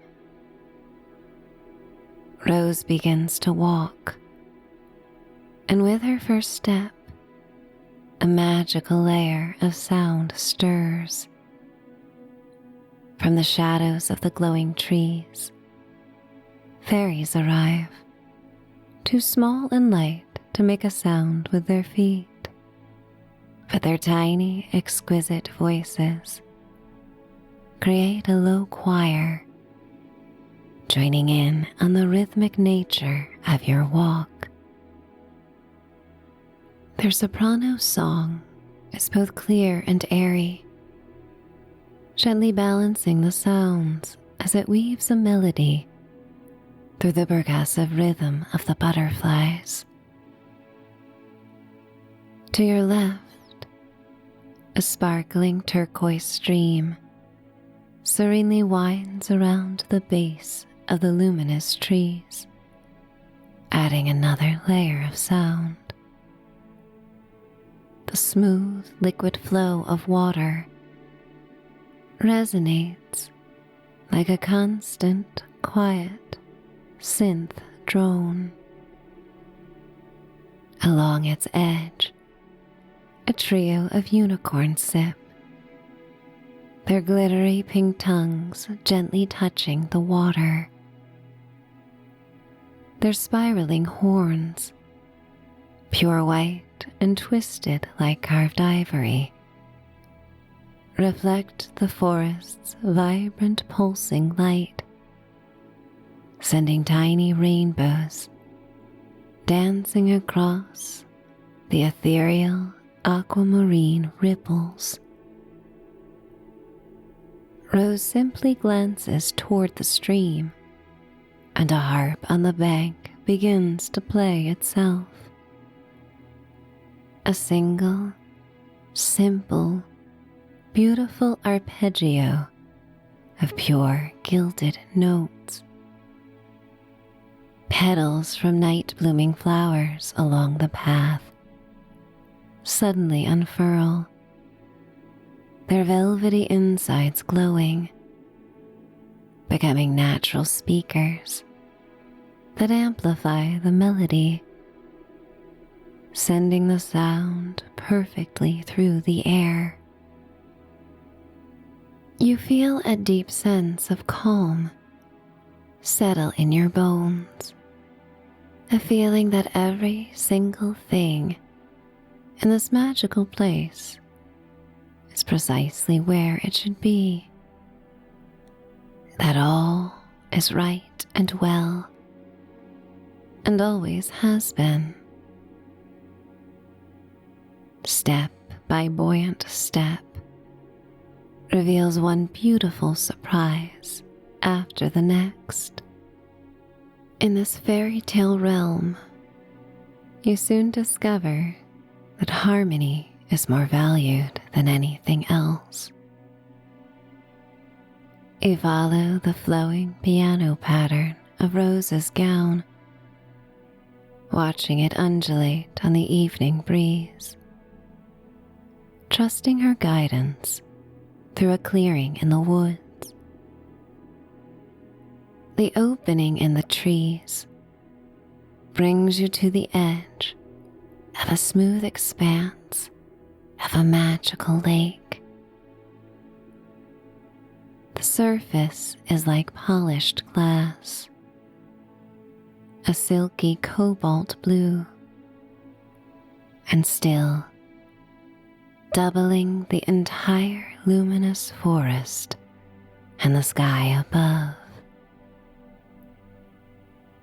This reflective lake offers a phenomenal acoustic chamber where sound reverberates and doubles and triples the beautiful echoing notes of the forest symphony. Rose stands at the very edge, as she does every night. Her opal gown trails slightly on the damp moss and tiny blue wildflowers that carpet the shore.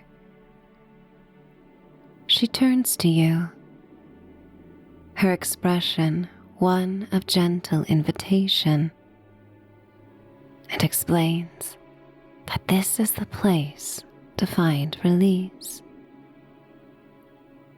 She turns back to the moon and begins to sing. Her voice is the purest sound you have ever heard. A melody that feels both ancient and utterly new. It is a song of letting go, of release, and of constant strength. She sings into the vast open space, and the magic of the realm is instantly focused. "Do not hold it in," she whispers, her voice resonating softly over the water. Here the air can be cleared, not by words, but by sound. She invites you to join, and with a deep breath, a brave inhale of the honeysuckle scented air, you open your mouth and offer your own voice. To your own amazement, your voice sounds clearer, purer, and stronger than you have ever heard it before. The way you may have imagined it could sound at its best, effortlessly cutting through the night air. It is a voice of truth and deep release, a raw, perfect tone that instantly feels cleansing. All self-consciousness fades, and you experience the powerful release every soul may find when using their voice in this way. Here, in the beauty of the night, as you sing together and improvise, playfully and with bits of laughter and conspiring smiles, the trees lining the shore begin to react. Their glowing, colorful trunks change hue and pulse to the rhythm of your shared sound. Like gentle, natural strobe lights. This doubled beauty is reflected perfectly on the lake's surface in a vibrant cascade of soothing hues. A chorus arrives, drawn by the power of the wordless song. Mystical animals gather amongst the tree line, with familiar species as well. A silver stag joins with antlers that chime like tiny bells. An owl hoots, and a wolf howls at the moon. A family of forest sprites joins you on the moonlit shore as a few unicorns come near. They stand as a silent, appreciative audience, the swishing of their tails like the jazz brushstrokes on a snare drum, as they briefly join the magical atmosphere of the night. The moment is a powerful collective breath, a perfect shared note. The song ends when you wish it to, leaving the air sparkling with residue of the sound. Rose smiles, her eyes reflecting the tiny diamond stars freckling the sapphire night sky. "See," she says, her voice returning to a soft guidance. "That is how you clear the air." She then gestures toward a pathway that leads from the lake's edge toward the cottage. This path contains perfectly shaped, glowing music notes, a mix of whole notes, eighth notes, and rests that light your way. The magical music cottage comes fully into view.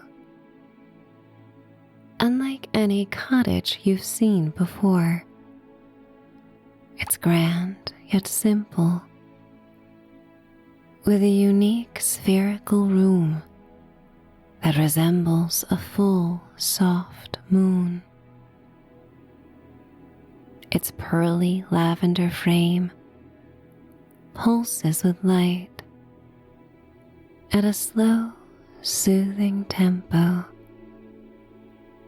a visual heartbeat of the realm that is joined by the soporific perfume of fresh lavender that grows along the path. But the most striking feature is its exterior walls,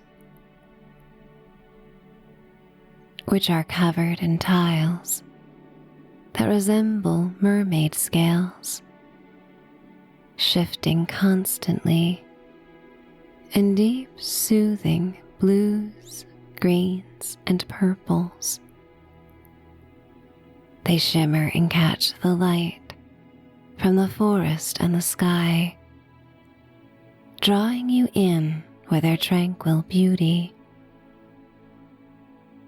As you approach, you notice the comforting sight of a fluffy black cat. She glances up from a fuzzy white pillow perch on the window ledge, her deep purr subtly audible, acting as the cottage's anchor bass note. The front door features a mosaic of mermaid tail-colored glass panes that form a G-clef. Rose turns the knob and opens the door, as you follow her inside. You instantly feel lighter than you have felt all day as you enter the main dome-shaped room. The walls shimmer with a reflection of the continuing scale pattern,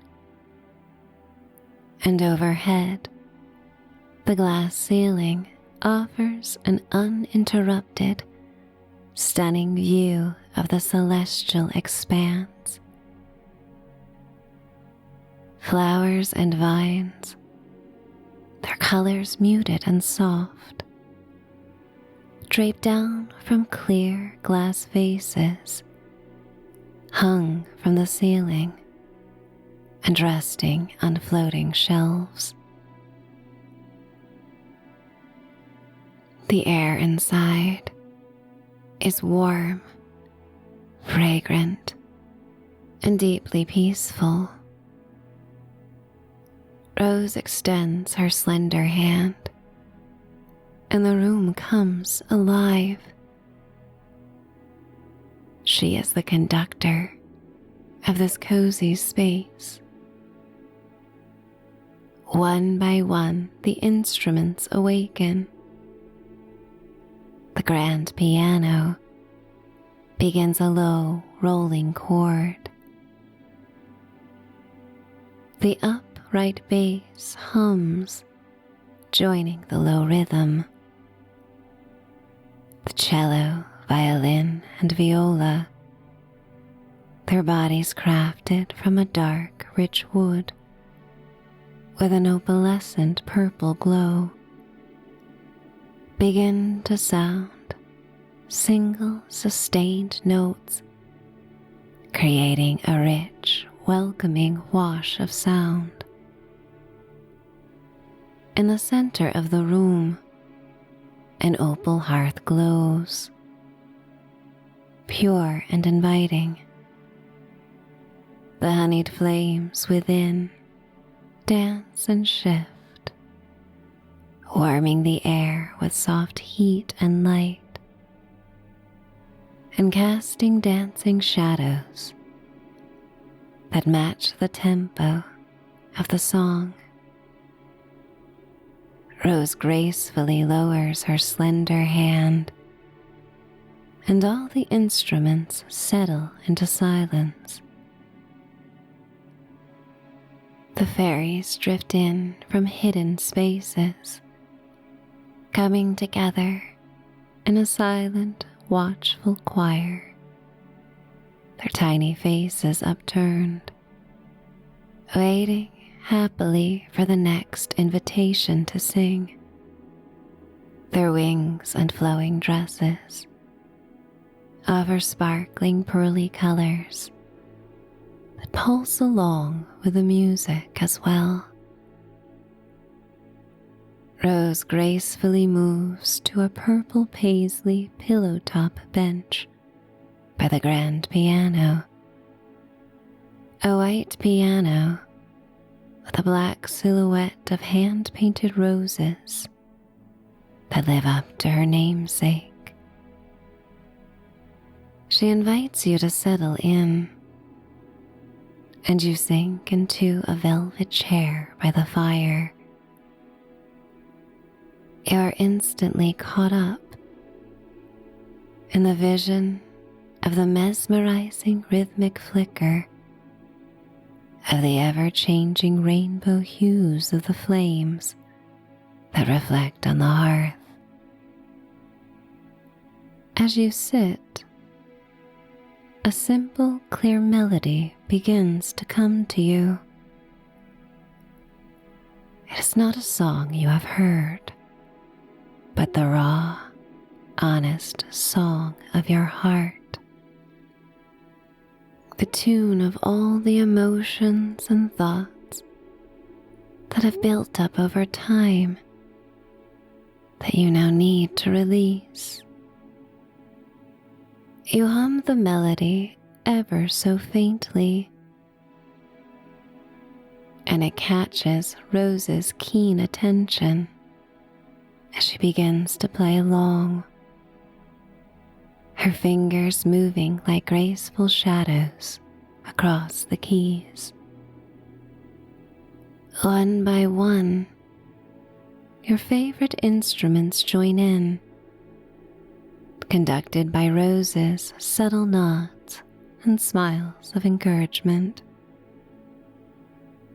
Perhaps a violin or an electric guitar takes the lead with a main theme, while an acoustic offers a steady, rhythmic strum. The song rises, filling the magical space with a sound that is wholly you. And with the music, the words that come to you are effortless, giving meaning and powerful release to everything that seemed so confusing before. Rose glances your way, her eyes asking for permission to continue, and you nod with a content expression on your face. You close your eyes and listen as they perform the song in its entirety for you. The moonlight breaks through the magical glass dome ceiling, creating a silver spotlight on the piano. The air changes, and when you open your eyes, the fluffy black cat named Lullaby has joined you, settling immediately on your lap, leaning against your chest. Her deep, powerful purr vibrates through your body, acting as a calming tempo that settles directly into your heart as your heart rate slows down. The dreaminess of the moment will stay with you for a long time, with imagery and sounds you may long to return to. The aroma of honeysuckle mixes with a faint, comforting scent of warm piano wood. The fresh lavender outside the windows and the burning logs. The feeling is one of utter, secure inevitability. Nothing could be more natural than this song, this moment, this release. When the final chord fades, the silence that fills the air is not empty but full. It is the music held in the fermata, a silent pause that brings with it soft, undeniable waves of sleepiness and a deep desire for rest. Rose turns, her smile gentle. Oh, how she understands. The song is yours now, she whispers. It will play whenever you need it.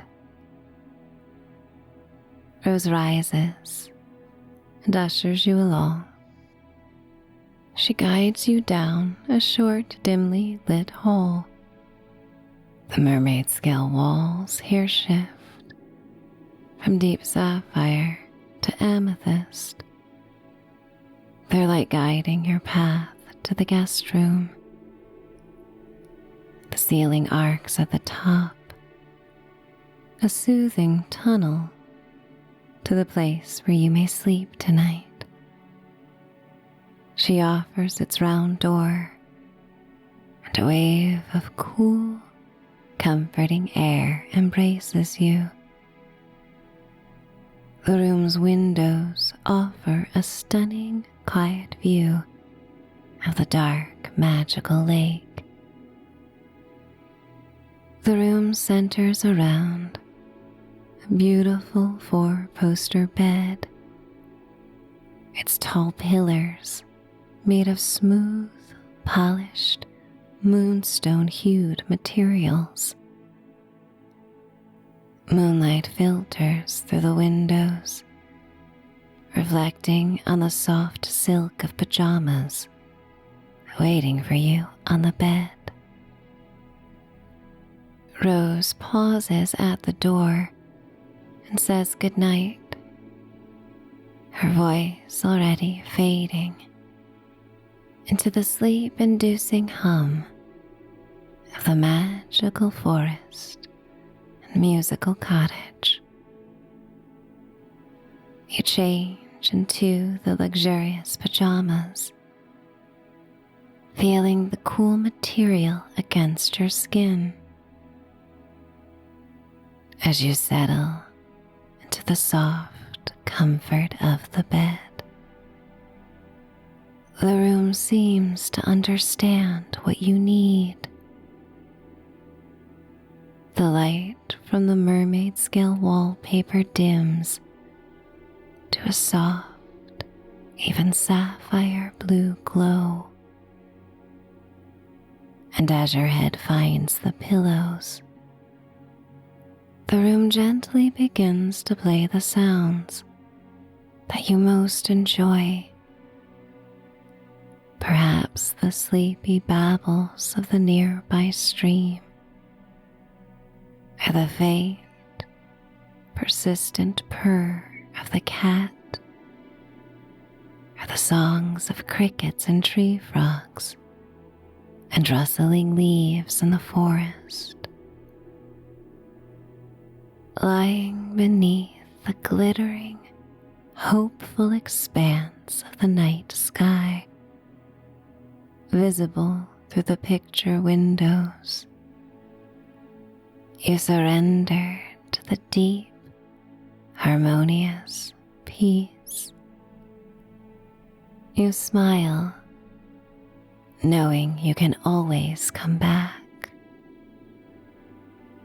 One final thought takes hold before you slip into slumber. And there is no wrong choice. Sleep if it calls to you. Or let yourself be carried gently to what comes next.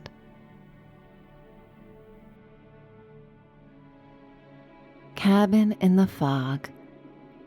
The Pacific Northwest possesses a magnetic pull, a grounding palette of deep greens and slate grays that calls to those seeking to disappear for a while.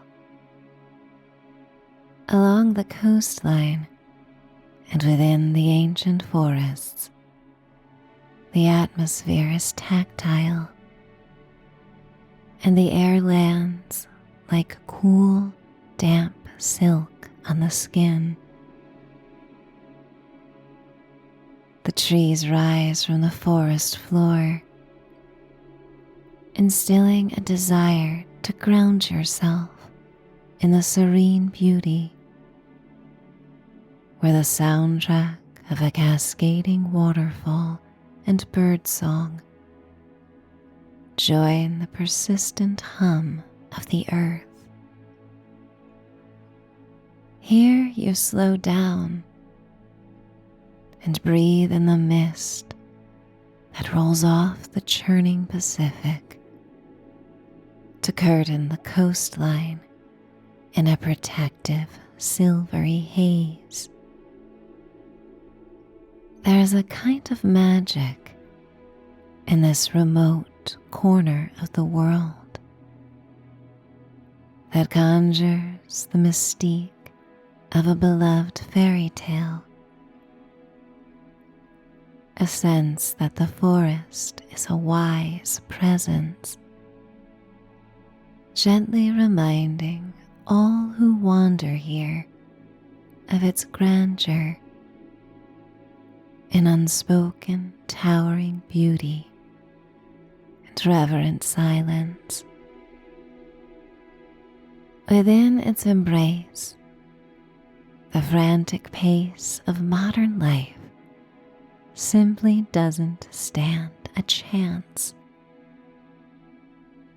Every winding path along the rocky shore and into the woods brings an invitation to surrender in this timeless landscape where the boundary between the earth and the sky dissolves, inviting you to drift into the mystery of the fog. You turn off the silver band of glistening asphalt. The tires of your car crunching on to a mile-long gravel path that tunnels deep into the Olympic timber. With the windows rolled down, the air is a revelation, a scent like no other. You feel its dampness and inhale deeply to take in the cool, damp blend of crushed hemlock, salt spray, and loamy fern. The long driveway is the first indication that life is slower here. And as it narrows, the fragrant bark of cedars is close enough to reach out the window and touch. One of your favorite songs for road trips plays quietly as you round the end of the gravel pathway, and the silhouette of your remote destination emerges. Perched on a gentle rise is the cedar nest. Built in the mid-20th century by retired grandparents, the storybook cabin was designed with the next generation in mind. Devoted to their 6 grandchildren, Mavis and Luke built the cabin as a place to spend more time together, a summer refuge they had once dreamed of for themselves. It became a heavenly escape and summer camp, where the sounds of laughter echoed through the trees, and every walk was a voyage of new discoveries. The legacy of the cabin continued as the grandchildren decided to share this sanctuary with others when they were grown. They hoped to pass on the healing magic of their youth at the cedar nest to others in need of a little inspiration. You park and open the door, stretching your legs and yawning and sighing, recovering from a long trip. As you haul your bags toward the porch, your pup leaps out, trotting across the mossy property with a newfound sense of freedom. The tires settle into the stillness of the gravel. And for a moment, the only sound is the sporadic tinking of the cooling engine.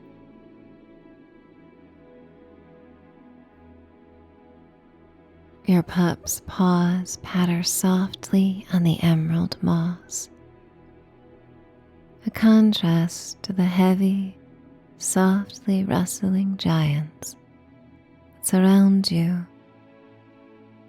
This is the threshold, the place where everything within you softens and transforms, welcoming all the promises a forested getaway can offer. Walking up the shiny porch steps, smoothed by time, the wood feels solid and welcoming beneath your boots. The clean lines of the cedar nest cabin meet the soft curves of the forest. Sturdy, yet unassuming, it exists with an intention to blend into the forest's beauty. The exterior is weathered to a soft silver gray with a hint of lavender, but as you turn the heavy iron key and push open the door, you are met with a golden glow of polished wood and a sliver of honeyed sunlight that pours through the canopy of trees above and through the skylights. The cabin is a dream preserved. The walls are paneled in wide planks of hand-carved cedar, the grain flowing like a frozen river. The swirling designs in the wood cause one's imagination to stir, making out the portraits of deer and spirals of chimney smoke on firelit evenings. It was often a game Mavis and Leap encouraged, as everyone would settle on the rug and floor pillows in a heap. They would stare up at the panels, bellies warmed with cocoa, as the children and grandparents alike would compete to discover the most designs in the grains. In the center of the main room sits a vintage, matte black wood stove, surprisingly necessary on the nights that follow balmy afternoons like this. The furniture is a thoughtful gallery of the past. Low-slung teak armchairs with tapered legs, newly upholstered in a soothing sea blue fabric that mirrors the Pacific at dawn. You begin to unpack, but the process is slow and meditative.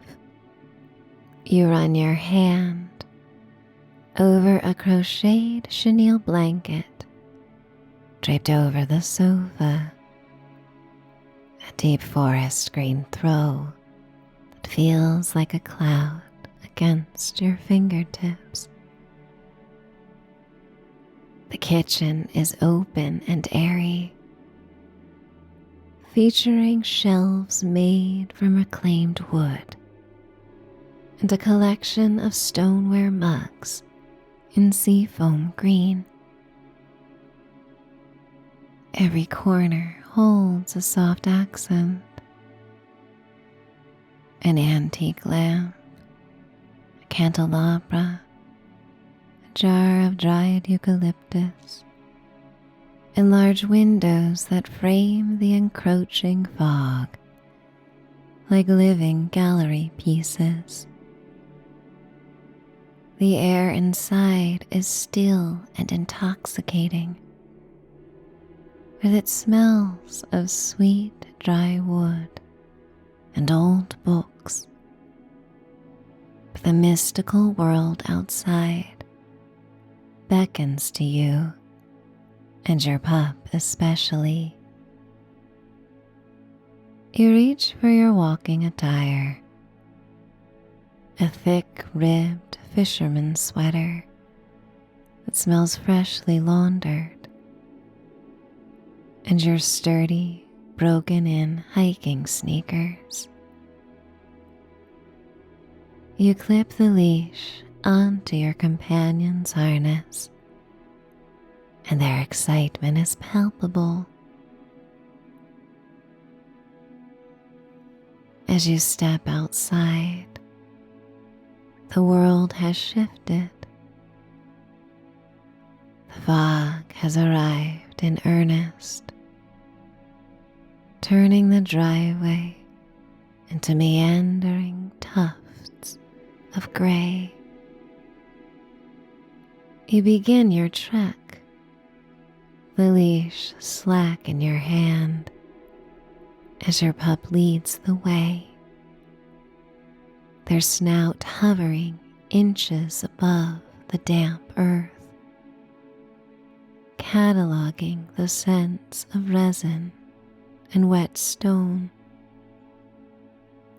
Their nose twitches as they sniff with curiosity, as if they've never smelled anything quite like this before.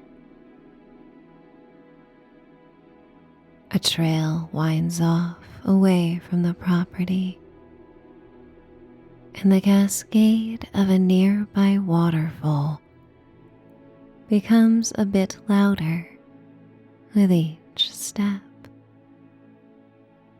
The forest neighbors are everywhere, though they appear like holograms through the thin mist.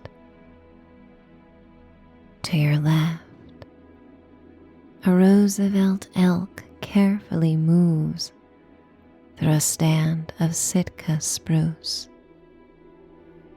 She is massive and silent, her tan coat taking on a reflective sheen in the droplets of moist air.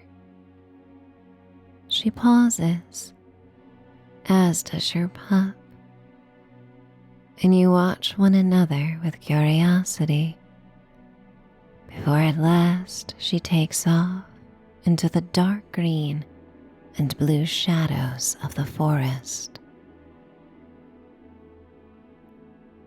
Further up, tucked into the crook of a hemlock branch, a great gray owl sits in a state of midday slumber,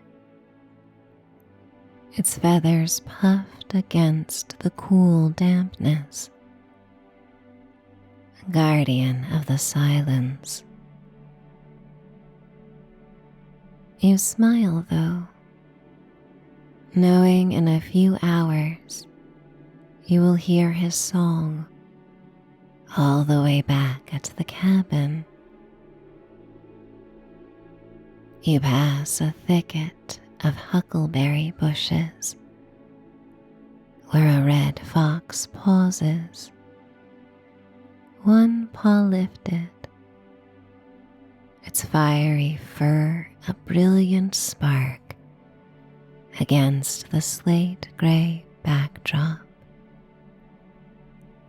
He offers a quick, knowing glance before vanishing with a flick of his white-tipped tails. At times your pup notices the other beings, and is surprisingly subdued. Most often, their nose is so deeply buried in the damp earth that not even a unicorn could distract them. You come upon a wide creek that flows swiftly over smooth rocks. On the other side of it, a fawn sips from its crystalline water as a doe and young buck look over the creek from behind a fan of emerald ferns. You continue alongside the creek as a bed of rocks gives way to a lush carpet of clover and ferns, and the trees open up to reveal the waterfall. It's a graceful tiered cascade that seems to emerge directly from the clouds. The mist from the falling water mingles with the incoming fog, creating a swirling vortex of white and silver. You stand at the edge of the pool, the spray landing on your face, tasting both refreshing and metallic as you lick your mist-covered lips. In this place where dreamers dream, time seems to dissolve in the cascade, as if the veil between who you are now and who you could be has been lifted. You perch yourself on a smooth tree stump, wide enough to accommodate both you and your dog. A meditation stump that's brought many visions to those who indulge in the simple act of forest bathing. It offers you a chance to get lost in a reverie. Looking into the shimmering mist, you see a reflection of your own life, a path not yet taken, something you've longed for, or perhaps put off for the right time, emerges in the cascade. The forest whispers possibilities are nearer than they seem, imparting a deep, grounding sense that you are as resilient as the cedar and as fluid as the stream. A deep, resonating calm settles over you. The possibilities of your life feel vast, yet comforting, and you allow yourself this luxury of imagining. What better place to do so than in the quiet, palpable magic of the forest? Unaware of how many breaths have passed, how many minutes have been spent, You notice your dog curled up in a ball, sleeping calmly beside you. The fog begins to thicken, arriving in steady, undulating waves, first blanketing the forest floor and swallowing the fallen pine cones and neon green moss. Your pup stirs back to consciousness, barking once, a joyful sound. They spin in an enthusiastic circle, their fur damp and sparkling, knowing as well as you it's time to get back on the trail. As you return to the now familiar path, inching towards the cedar nest, the forest begins to disappear. The world is being erased, one tree at a time, leaving only the immediate path beneath your feet. The greens become deeper, the grays become softer, and the silence becomes absolute. By the time the cabin reappears through the dense silk of the air, it looks like a glowing lantern in the dark. You reach the porch and inhale the change in the air. As you step on the wide cedar deck, your breath forms a faint cloud that joins the swirling mist. Rather than head straight inside, you walk to the porch swing, a sturdy cushioned bench suspended by thick, glistening silver chains that groan rhythmically as you settle. You and your pup sit together, rocking ever so gently to and fro. The fog reaches its peak now. It's so lush and thick that the world beyond the railing nearly disappears. Even your hand resting on the armrest feels like a distant, blurred shape in the whiteout. It's a sensory deprivation that feels like a gift. You are suspended in a dreamy sea of silver, rocking back and forth, the only movement other than the fog in a world that has decided to become perfectly still. But eventually the sharpened chill of the air causes you to shiver, encouraging you to go back indoors.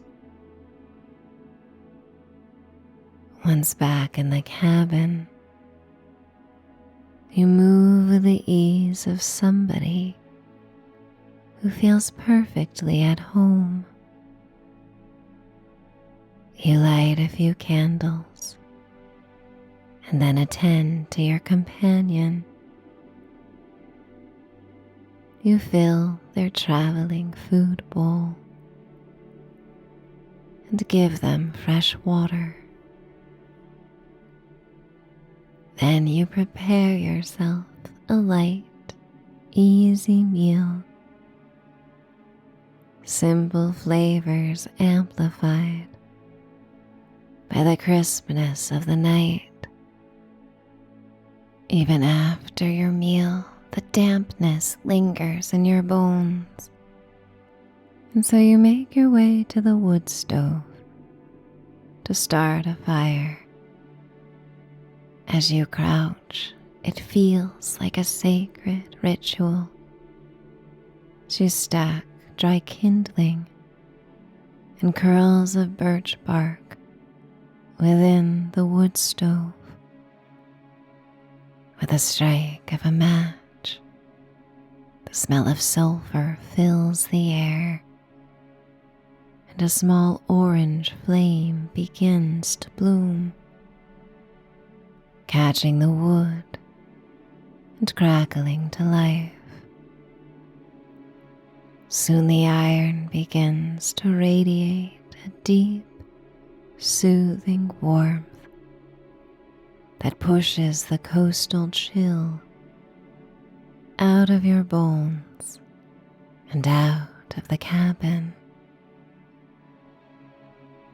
You settle into a teak armchair as the firelight dances across the cedar walls. This is the moment you've been traveling toward, an invitation to simply be. And you, like the generations before you, get lost in the mesmerizing patterns in the grains of wood. Here, all distractions are gone. The only sound of life is the soothing sigh of your pup, curled up on a rug by the fire. And maybe you find yourself getting lost in a book or a journal or a crafting project, perfect for a night like this. But every moment is cherished, appreciated with introspection and a slowing down, just like the many evenings decades ago when Mavis and Luke built this cabin from love and appreciation of the deep woods. As you slip into a quieter rhythm,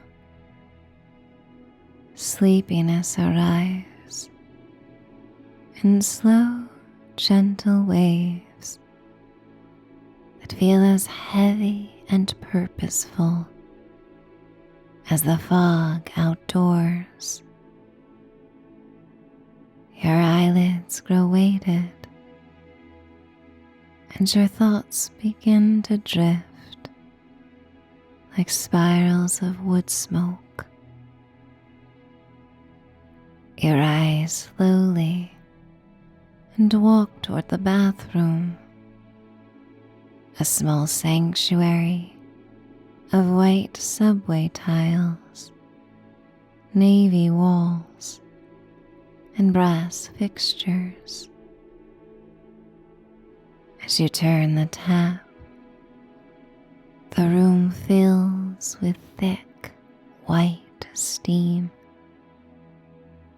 a vivid contrast to the cool, dense mist pressing against the blue and green stained glass windows of the room.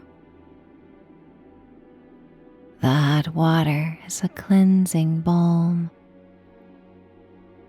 washing away a residue of salt on your skin and the fatigue of the journey that now lands in your body.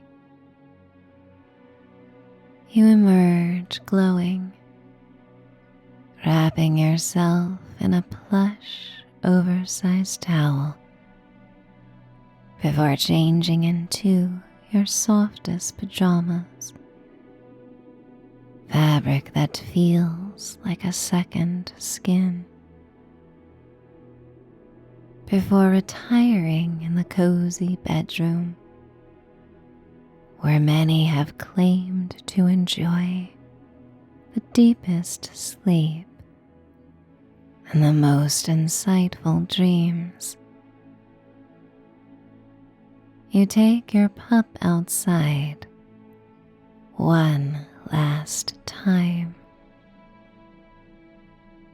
The fog has shifted, lightening just enough for the soft, diffused moonlight to filter through the canopy. The world is a monochromatic canvas of charcoal and pearl. You peer up, catching the ethereal glow of the full moon hanging high above the Olympics. From deep within the timber, the great gray owl lets out a low, hollow hoot, a good night that echoes through the trees. The snap of the cold reaches your bare skin, the perfect, refreshing chill that will help you settle and fall asleep. You return to the dry warmth of the cedar nest and move into the bedroom where the walls are a gallery of the forest's memory. Dozens of brass-rimmed glass frames hang in the dim light, containing dried pressed flowers gathered from the woods over the decades. Delicate violets, tiny blue star-shaped petals, and moon-hued blooms, their colors preserved in a permanent spring. The bed is a fortress of comfort, a tall, king-sized mattress topped with a heavy, marshmallow-like duvet. Before you even have the chance to pull back the linens, your pup has already claimed the foot of the bed, circling twice and collapsing into a contented heap. You slide into the cool, crisp sheets, sinking into the immense space of the mattress. Beyond the glass door of the bedroom, the creek babbles over smooth stones, a soothing liquid lullaby that never ends. Nestled here, protected by the cedar and hidden by the fog, you finally let go. You sense yourself drifting through the fog, leaving the waking world behind as you float across the bridge to sleep. And you may stay here, nestled in this fog, comfortable in the warmth of the cabin for as long as you like, or simply breathe and let the next adventure find you.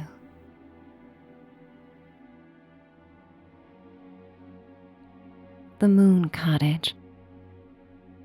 The Moon Cottage has been standing in this clearing for centuries, a place built for the very purpose of dreaming. Not just dreaming through the night, but dreaming through the days, envisioning all the things a soul might like to experience. As you walk the winding forest past to this mystical dwelling, the air feels slow and warm, carrying the rich, heady hint of spring's promise.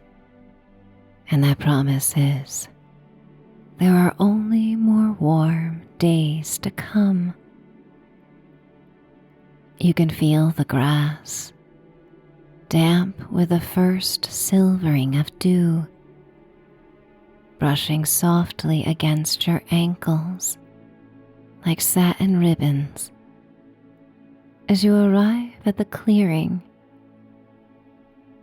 Overhead, the sky holds the pink moon, spring's first full moon, casting an otherworldly, rosy opal aura over the entire clearing. The night offers the enduring hope that winter's great thaw is long gone,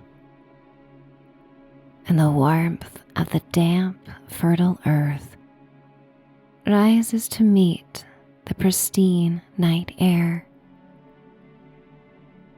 Moonbeams stream through the budding branches and solid pillars of light, illuminating the ancient oaks that guard the cottage. Every leaf and stone seems vibrant, bathed in this special celestial glow.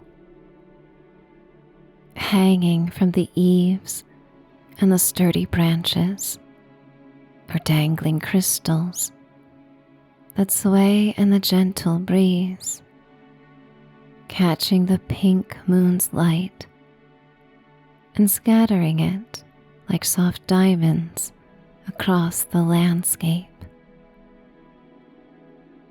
The cottage comes into view. Its lavender gray boards are silvered by time and glow in the moonlight. Everything feels so alive here, breathing with the new life of the season. You notice the modern touches that complement the history of the place. Smooth, dome-shaped, enclosed glass balconies on the second floor that reflect the stars, and a porch floor inlaid with intricate moonstone gem mosaics. A trio of cats settle on these iridescent white stones as the moonlight reflects off their whiskers and light patches of fur. In the distance, a young doe and her two spotted fawns move silently through the trees, their graceful silhouettes adding to the stillness of the scene and the promise of new beginnings. Everything here is soft, bathed in the scent of wild mint and spring blossoms. For 20 years now, Anita has called the Moon Cottage home. She stands in the heart of the clearing, tending to her night garden, awaiting your arrival. Much like her beloved cats, she's long been a creature of the night, and so it was only natural for her to be drawn to a moon cottage. Her long silver hair flows down to her waist, a shimmering cascade of silky strands that billow in the night air. She's a vision of timeless peace, her face etched with the lines of many stories and mischievous adventures. Her long, flowing violet blouse and burgundy skirt offer layers of chiffon as a crocheted chenille wrap rests on her strong shoulders. Her manicured hands feature an array of smoky quartz, silver, and turquoise rings collected from around the world during her days of humanitarian work. She hears your arrival, turning gracefully with a sparkle in her eyes. You sense an inner defiance and deep intelligence in her gaze. Her face softens into a wide smile. Oh, so many decades and lifetimes ago, Anita was pursued by a suitor who didn't take well when she declined the life he imagined for her. Not one to understand, a dreamer and free spirit like Anita, he said. You keep this up and you'll spend your days as an old cat lady. But he intended to be an insult or a curse at the time, since everyone tried to frighten young girls with the thought of being a spinster. Became an insightful idea for Anita. She simply smiled at him, nodding silently with a radiant, certain look in her eyes. Unintentionally, he planted a vision in her head of the beautiful, peaceful life she would create one day at the Moon Cottage. Throughout her youth, she was called a hippie, another label that just sort of hung in the air. But in truth, she was a soul of service who knew her maternal energy was best spread around the world rather than confined to one house. She spent her younger years honoring nature and tending to the motherless children of the world, both the young ones and the old, who desperately yearned for some softness. She poured herself into the earth and into the hearts of others. A life of rich fulfillment that eventually led her back to this clearing. Now, in her retirement at the Moon Cottage, she has realized that vision of purrs and warm snuggles, knowing that the cats give back even more than she could ever give to them. You approach the lavender gray picket fence that surrounds the cottage. Its aged patina deepens the cottage's charm and storybook allure. The gentle air kisses your skin, carrying the fragrant notes of tea and newly budding roses. Your palm lands on the cool metal latch of the fence as you open it, and the door slowly creaks as it swings open. Before Anita can greet you, the cat detaches herself from the shadows of the garden and trots toward you with a friendly, high-held tail. She is a soft, dilute calico with patches of muted peach and dove gray. She leans her weight into your shins, rubbing her body against your legs and weaving through them with an unexpected welcome.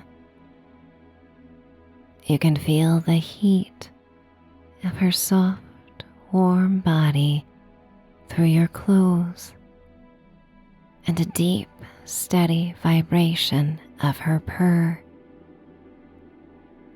It grounds you to the earth, somehow quieting all the lingering thoughts in your mind that dare to take you out at this beautiful and precious moment. Anita smiles. That's Priscilla. She then says, "Welcome to the Moon Cottage."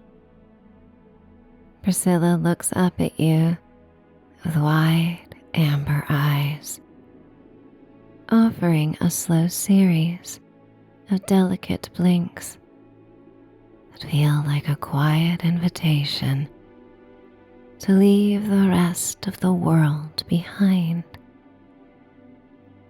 You bend down and scratch her fuzzy chin, and she presses the full weight of her face into your hand. Anita comes closer, and Priscilla slinks over, brushes against her skirt, before returning to the garden and settling on a small bench. Anita wraps her arms around you in a hug, mentioning how glad she is that you've come for a visit. A beautiful piece of raw amethyst dangles from a herringbone silver chain, and you feel its weight against you in the embrace. The enchanting stone is larger than a cat's paw, and its jagged, purple facets glow with a deep internal fire as she steps back and invites you to follow her to the gazebo. The stone is her anchor, a piece of the earth's beauty that she carries with her, vibrating with the same steady, calm frequency that she radiates to everyone who has been lucky enough to be in her presence. Surrounding her as if they are an extension of her own shadow and soul are the sweet cats of Moon Cottage, each a unique masterpiece of color and form. There is a large ginger tomcat with tattered ears, a big appetite, and a heart of gold. There's a petite midnight black queen whose fur looks like raven feathers, and a pastel Torby kitten not more than 6 months old. You see a fluffy Himalayan with blue eyes like a frozen glacial lake, and several sleek tabbies with stripes as crisp as the inner rings of an old tree trunk. Long ago, having visited the Hemingway house in Key West, Anita encountered the six-toed kitties and felt even more determined to create her own cattery. These purring companions are the guardians of the cottage, moving sleekly through the lunar light with a synchronized flow that suggests they are all part of one living, breathing family. Anita seems to float through the night air. She guides you to the gazebo, a quaint structure of pearly white wood and intricate lattice work. It sits like a jewel in the garden. Small ivory planters overflowing with vibrant, aromatic green catnip and tall blades of catgrass hang over the railing along with cat swings and hammocks. The cats move toward these planters, some nibbling gently on the greens, others simply lounging on the gazebo balcony, their tails swinging contentedly in the spring night. The songs of crickets fill the air, joining the soothing sound of a half-dozen fountains throughout the tended yard. Moonlight creates prisms in the varying cascades, some tall, slender, and elegant, while others are stout and wide. As you step into the gazebo, the scent of the spring garden follows you, a mix of damp earth with a hint of catnip. Candles flicker within colorful glass lanterns, adding a jewel-toned glow to the otherwise silver and black world. You sit into a plush, plum-upholstered seat that feels like a velvet hug. A silver, ornate, antique teapot rests on a tray on a glass table with sapphire blue teacups and saucers that feature silver stars and a crescent moon. Anita pours the tea with steady hands. The liquid, a deep, rich amber. It smells of toasted honey, vanilla, and the faintest hint of wild bergamot. She claims it's her special potion for sleep, and tea is a routine she enjoys outside on late nights like this.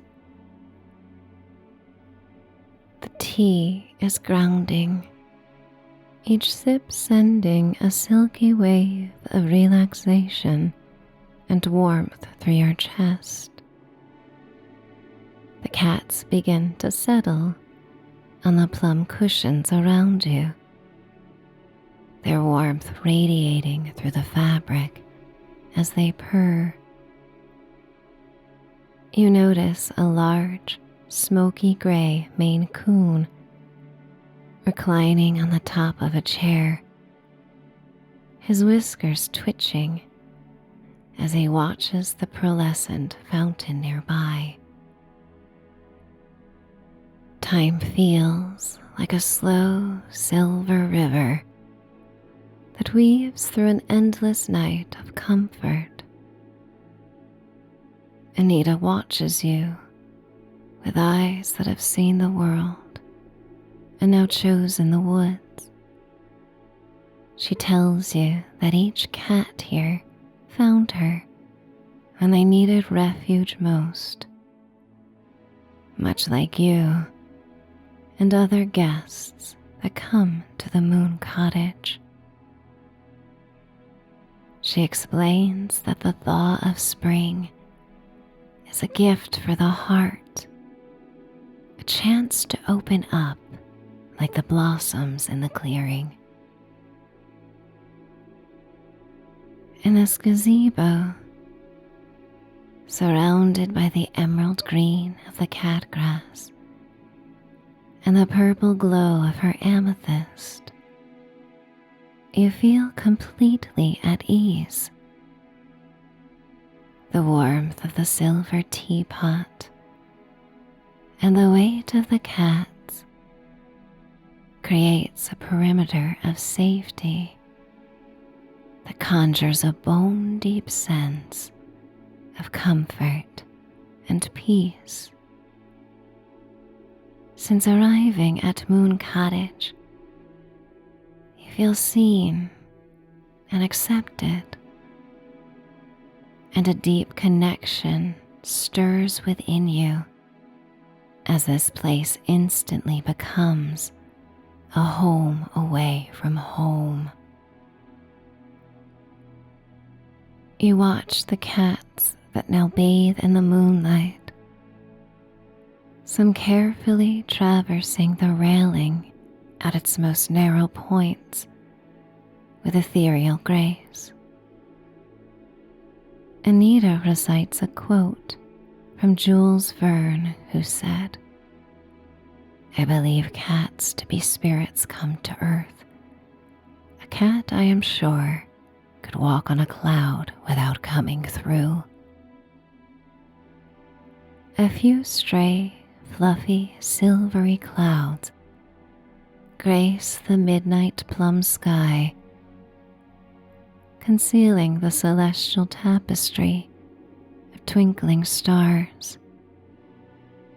And for a moment, you imagine the cats ascending into the heavens, playfully leaping from cloud to cloud.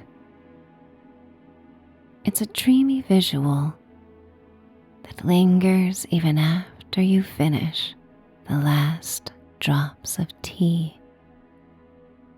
The air shifts, cooling and sweetening as the first heavy droplets begin to fall over the forest. Darker clouds arrive, their purple-gray underbellies absorbing the slivers of moonlight that peek through. The cats are even better at predicting the arrival of the storm than you or Anita, and they've already trotted toward the shelter of the cottage, tails held high in anticipation. Only the kitten lingers, excited to play in the rain. You rise with Anita, your hand steady, as you help carry the silver tray back toward the house. A light mist hovers over the garden as the first small drops arrive, darkening the lavender-gray wood of the porch. As you step onto the veranda, you pause to look down at the moonstone gem mosaics arranged upon the floorboards with pieces of pearly white oyster shells. The patterns are set in the shapes of crescent and full moons, glowing with an internal pearlescent light that seems to defy the gathering shadows. Above you, moon chimes made of thin silver and crystal hang from the eaves, singing a delicate melody as the wind brushes past them. You approach the heavy oak door, the fingers of your free hand tracing the deep, ancient engraving of a moon nestled in the wood. You notice it matches the same etched designs on the wisteria-hued shutters. Just as you cross the threshold, the sky opens up, and the rain begins to fall steadily. All 10 cats pad quickly ahead of you into the heart of the cottage, their paws pitter-pattering on the wood in a soft flurry of fluff. You set the tray down on a weathered rustic farmhouse table, the wood smooth from years of use. Anita moves to the hearth, kneeling to coax a fire into life. There's something delicious, almost rebellious, about being awake at this late hour, far from the demands of the morning. You find yourself drawn to the living room, where the architecture is a tribute to the feline residence. High above, cedar cat paths and glass-bottomed walkways crisscross the rafters, leading to hidden carpeted nests and sky-high retreats where a stray ear or a twitching tail is all you can see. You choose to settle on a deep, rose-pink velvet settee that faces the growing warmth of the fire. As Anita gently picks up the Maine coon cat from her armchair and settles with the corpulent feline on her lap. Almost immediately, the silver-gray tabby finds her way to you, leaping lightly onto the cushion and kneading the velvet as if preparing dough before settling into your lap. When Anita looks over from the crackling logs and tells you the cat's name, it resonates through you like a clear bell. It is a name that has always held a profound meaning in your life, a name from a cherished memory or a story you were once told. When you tell Anita this, she smiles, the firelight dancing in her eyes. "I'm not surprised," she says softly. "I think you are destined to meet." As you run your fingers through the tabby's silky, cool fur, your energies begin to align. The two of you co-regulate your nervous systems as they slow and deepen in sync with the logs that crackle and pop. The steady rhythm of the rain against the window becomes the perfect percussive beat to her resonant purr.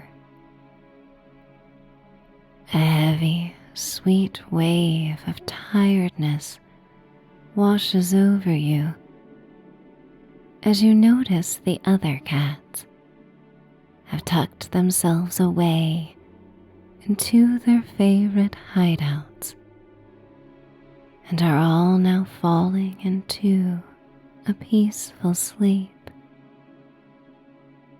Anita stands and offers to bring you to your room. You rise slowly, feeling heavy-limbed and relaxed, with a silver tabby leading you both up the stairs. You ascend to the second floor, entering a suite that feels like a lavender-hued dream.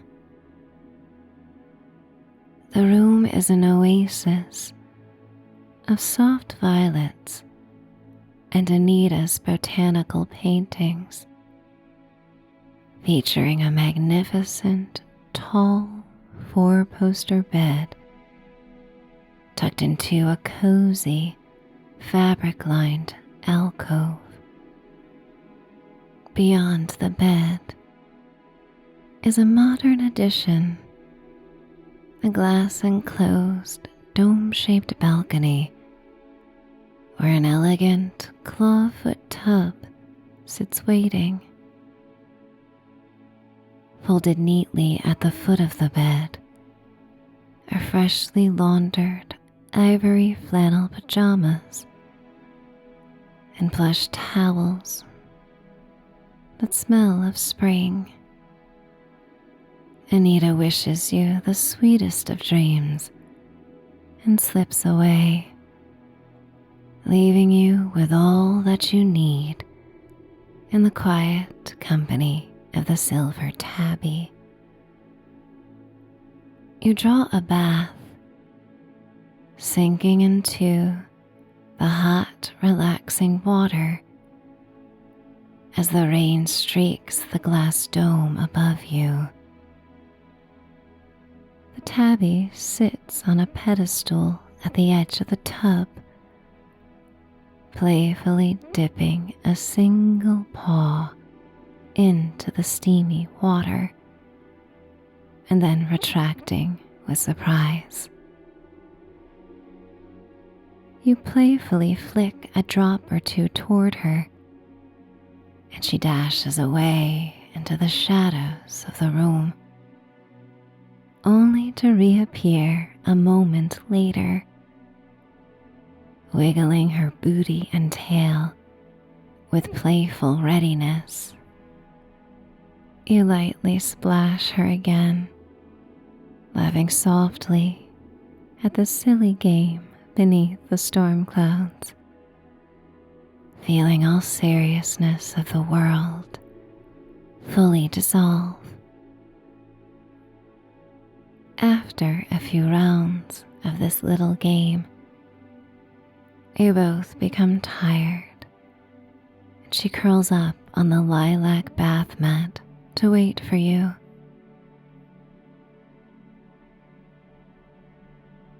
You inhale deeply and with such profound ease. You float to the top of the water, feeling light and at the same time heady with sleep. You slowly stand and towel off and change into the soft flannel pajamas.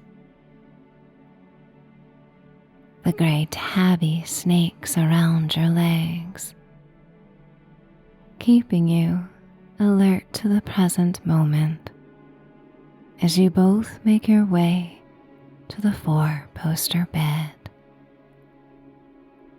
You peel back the heavy lavender duvet and the crisp, cool top sheet.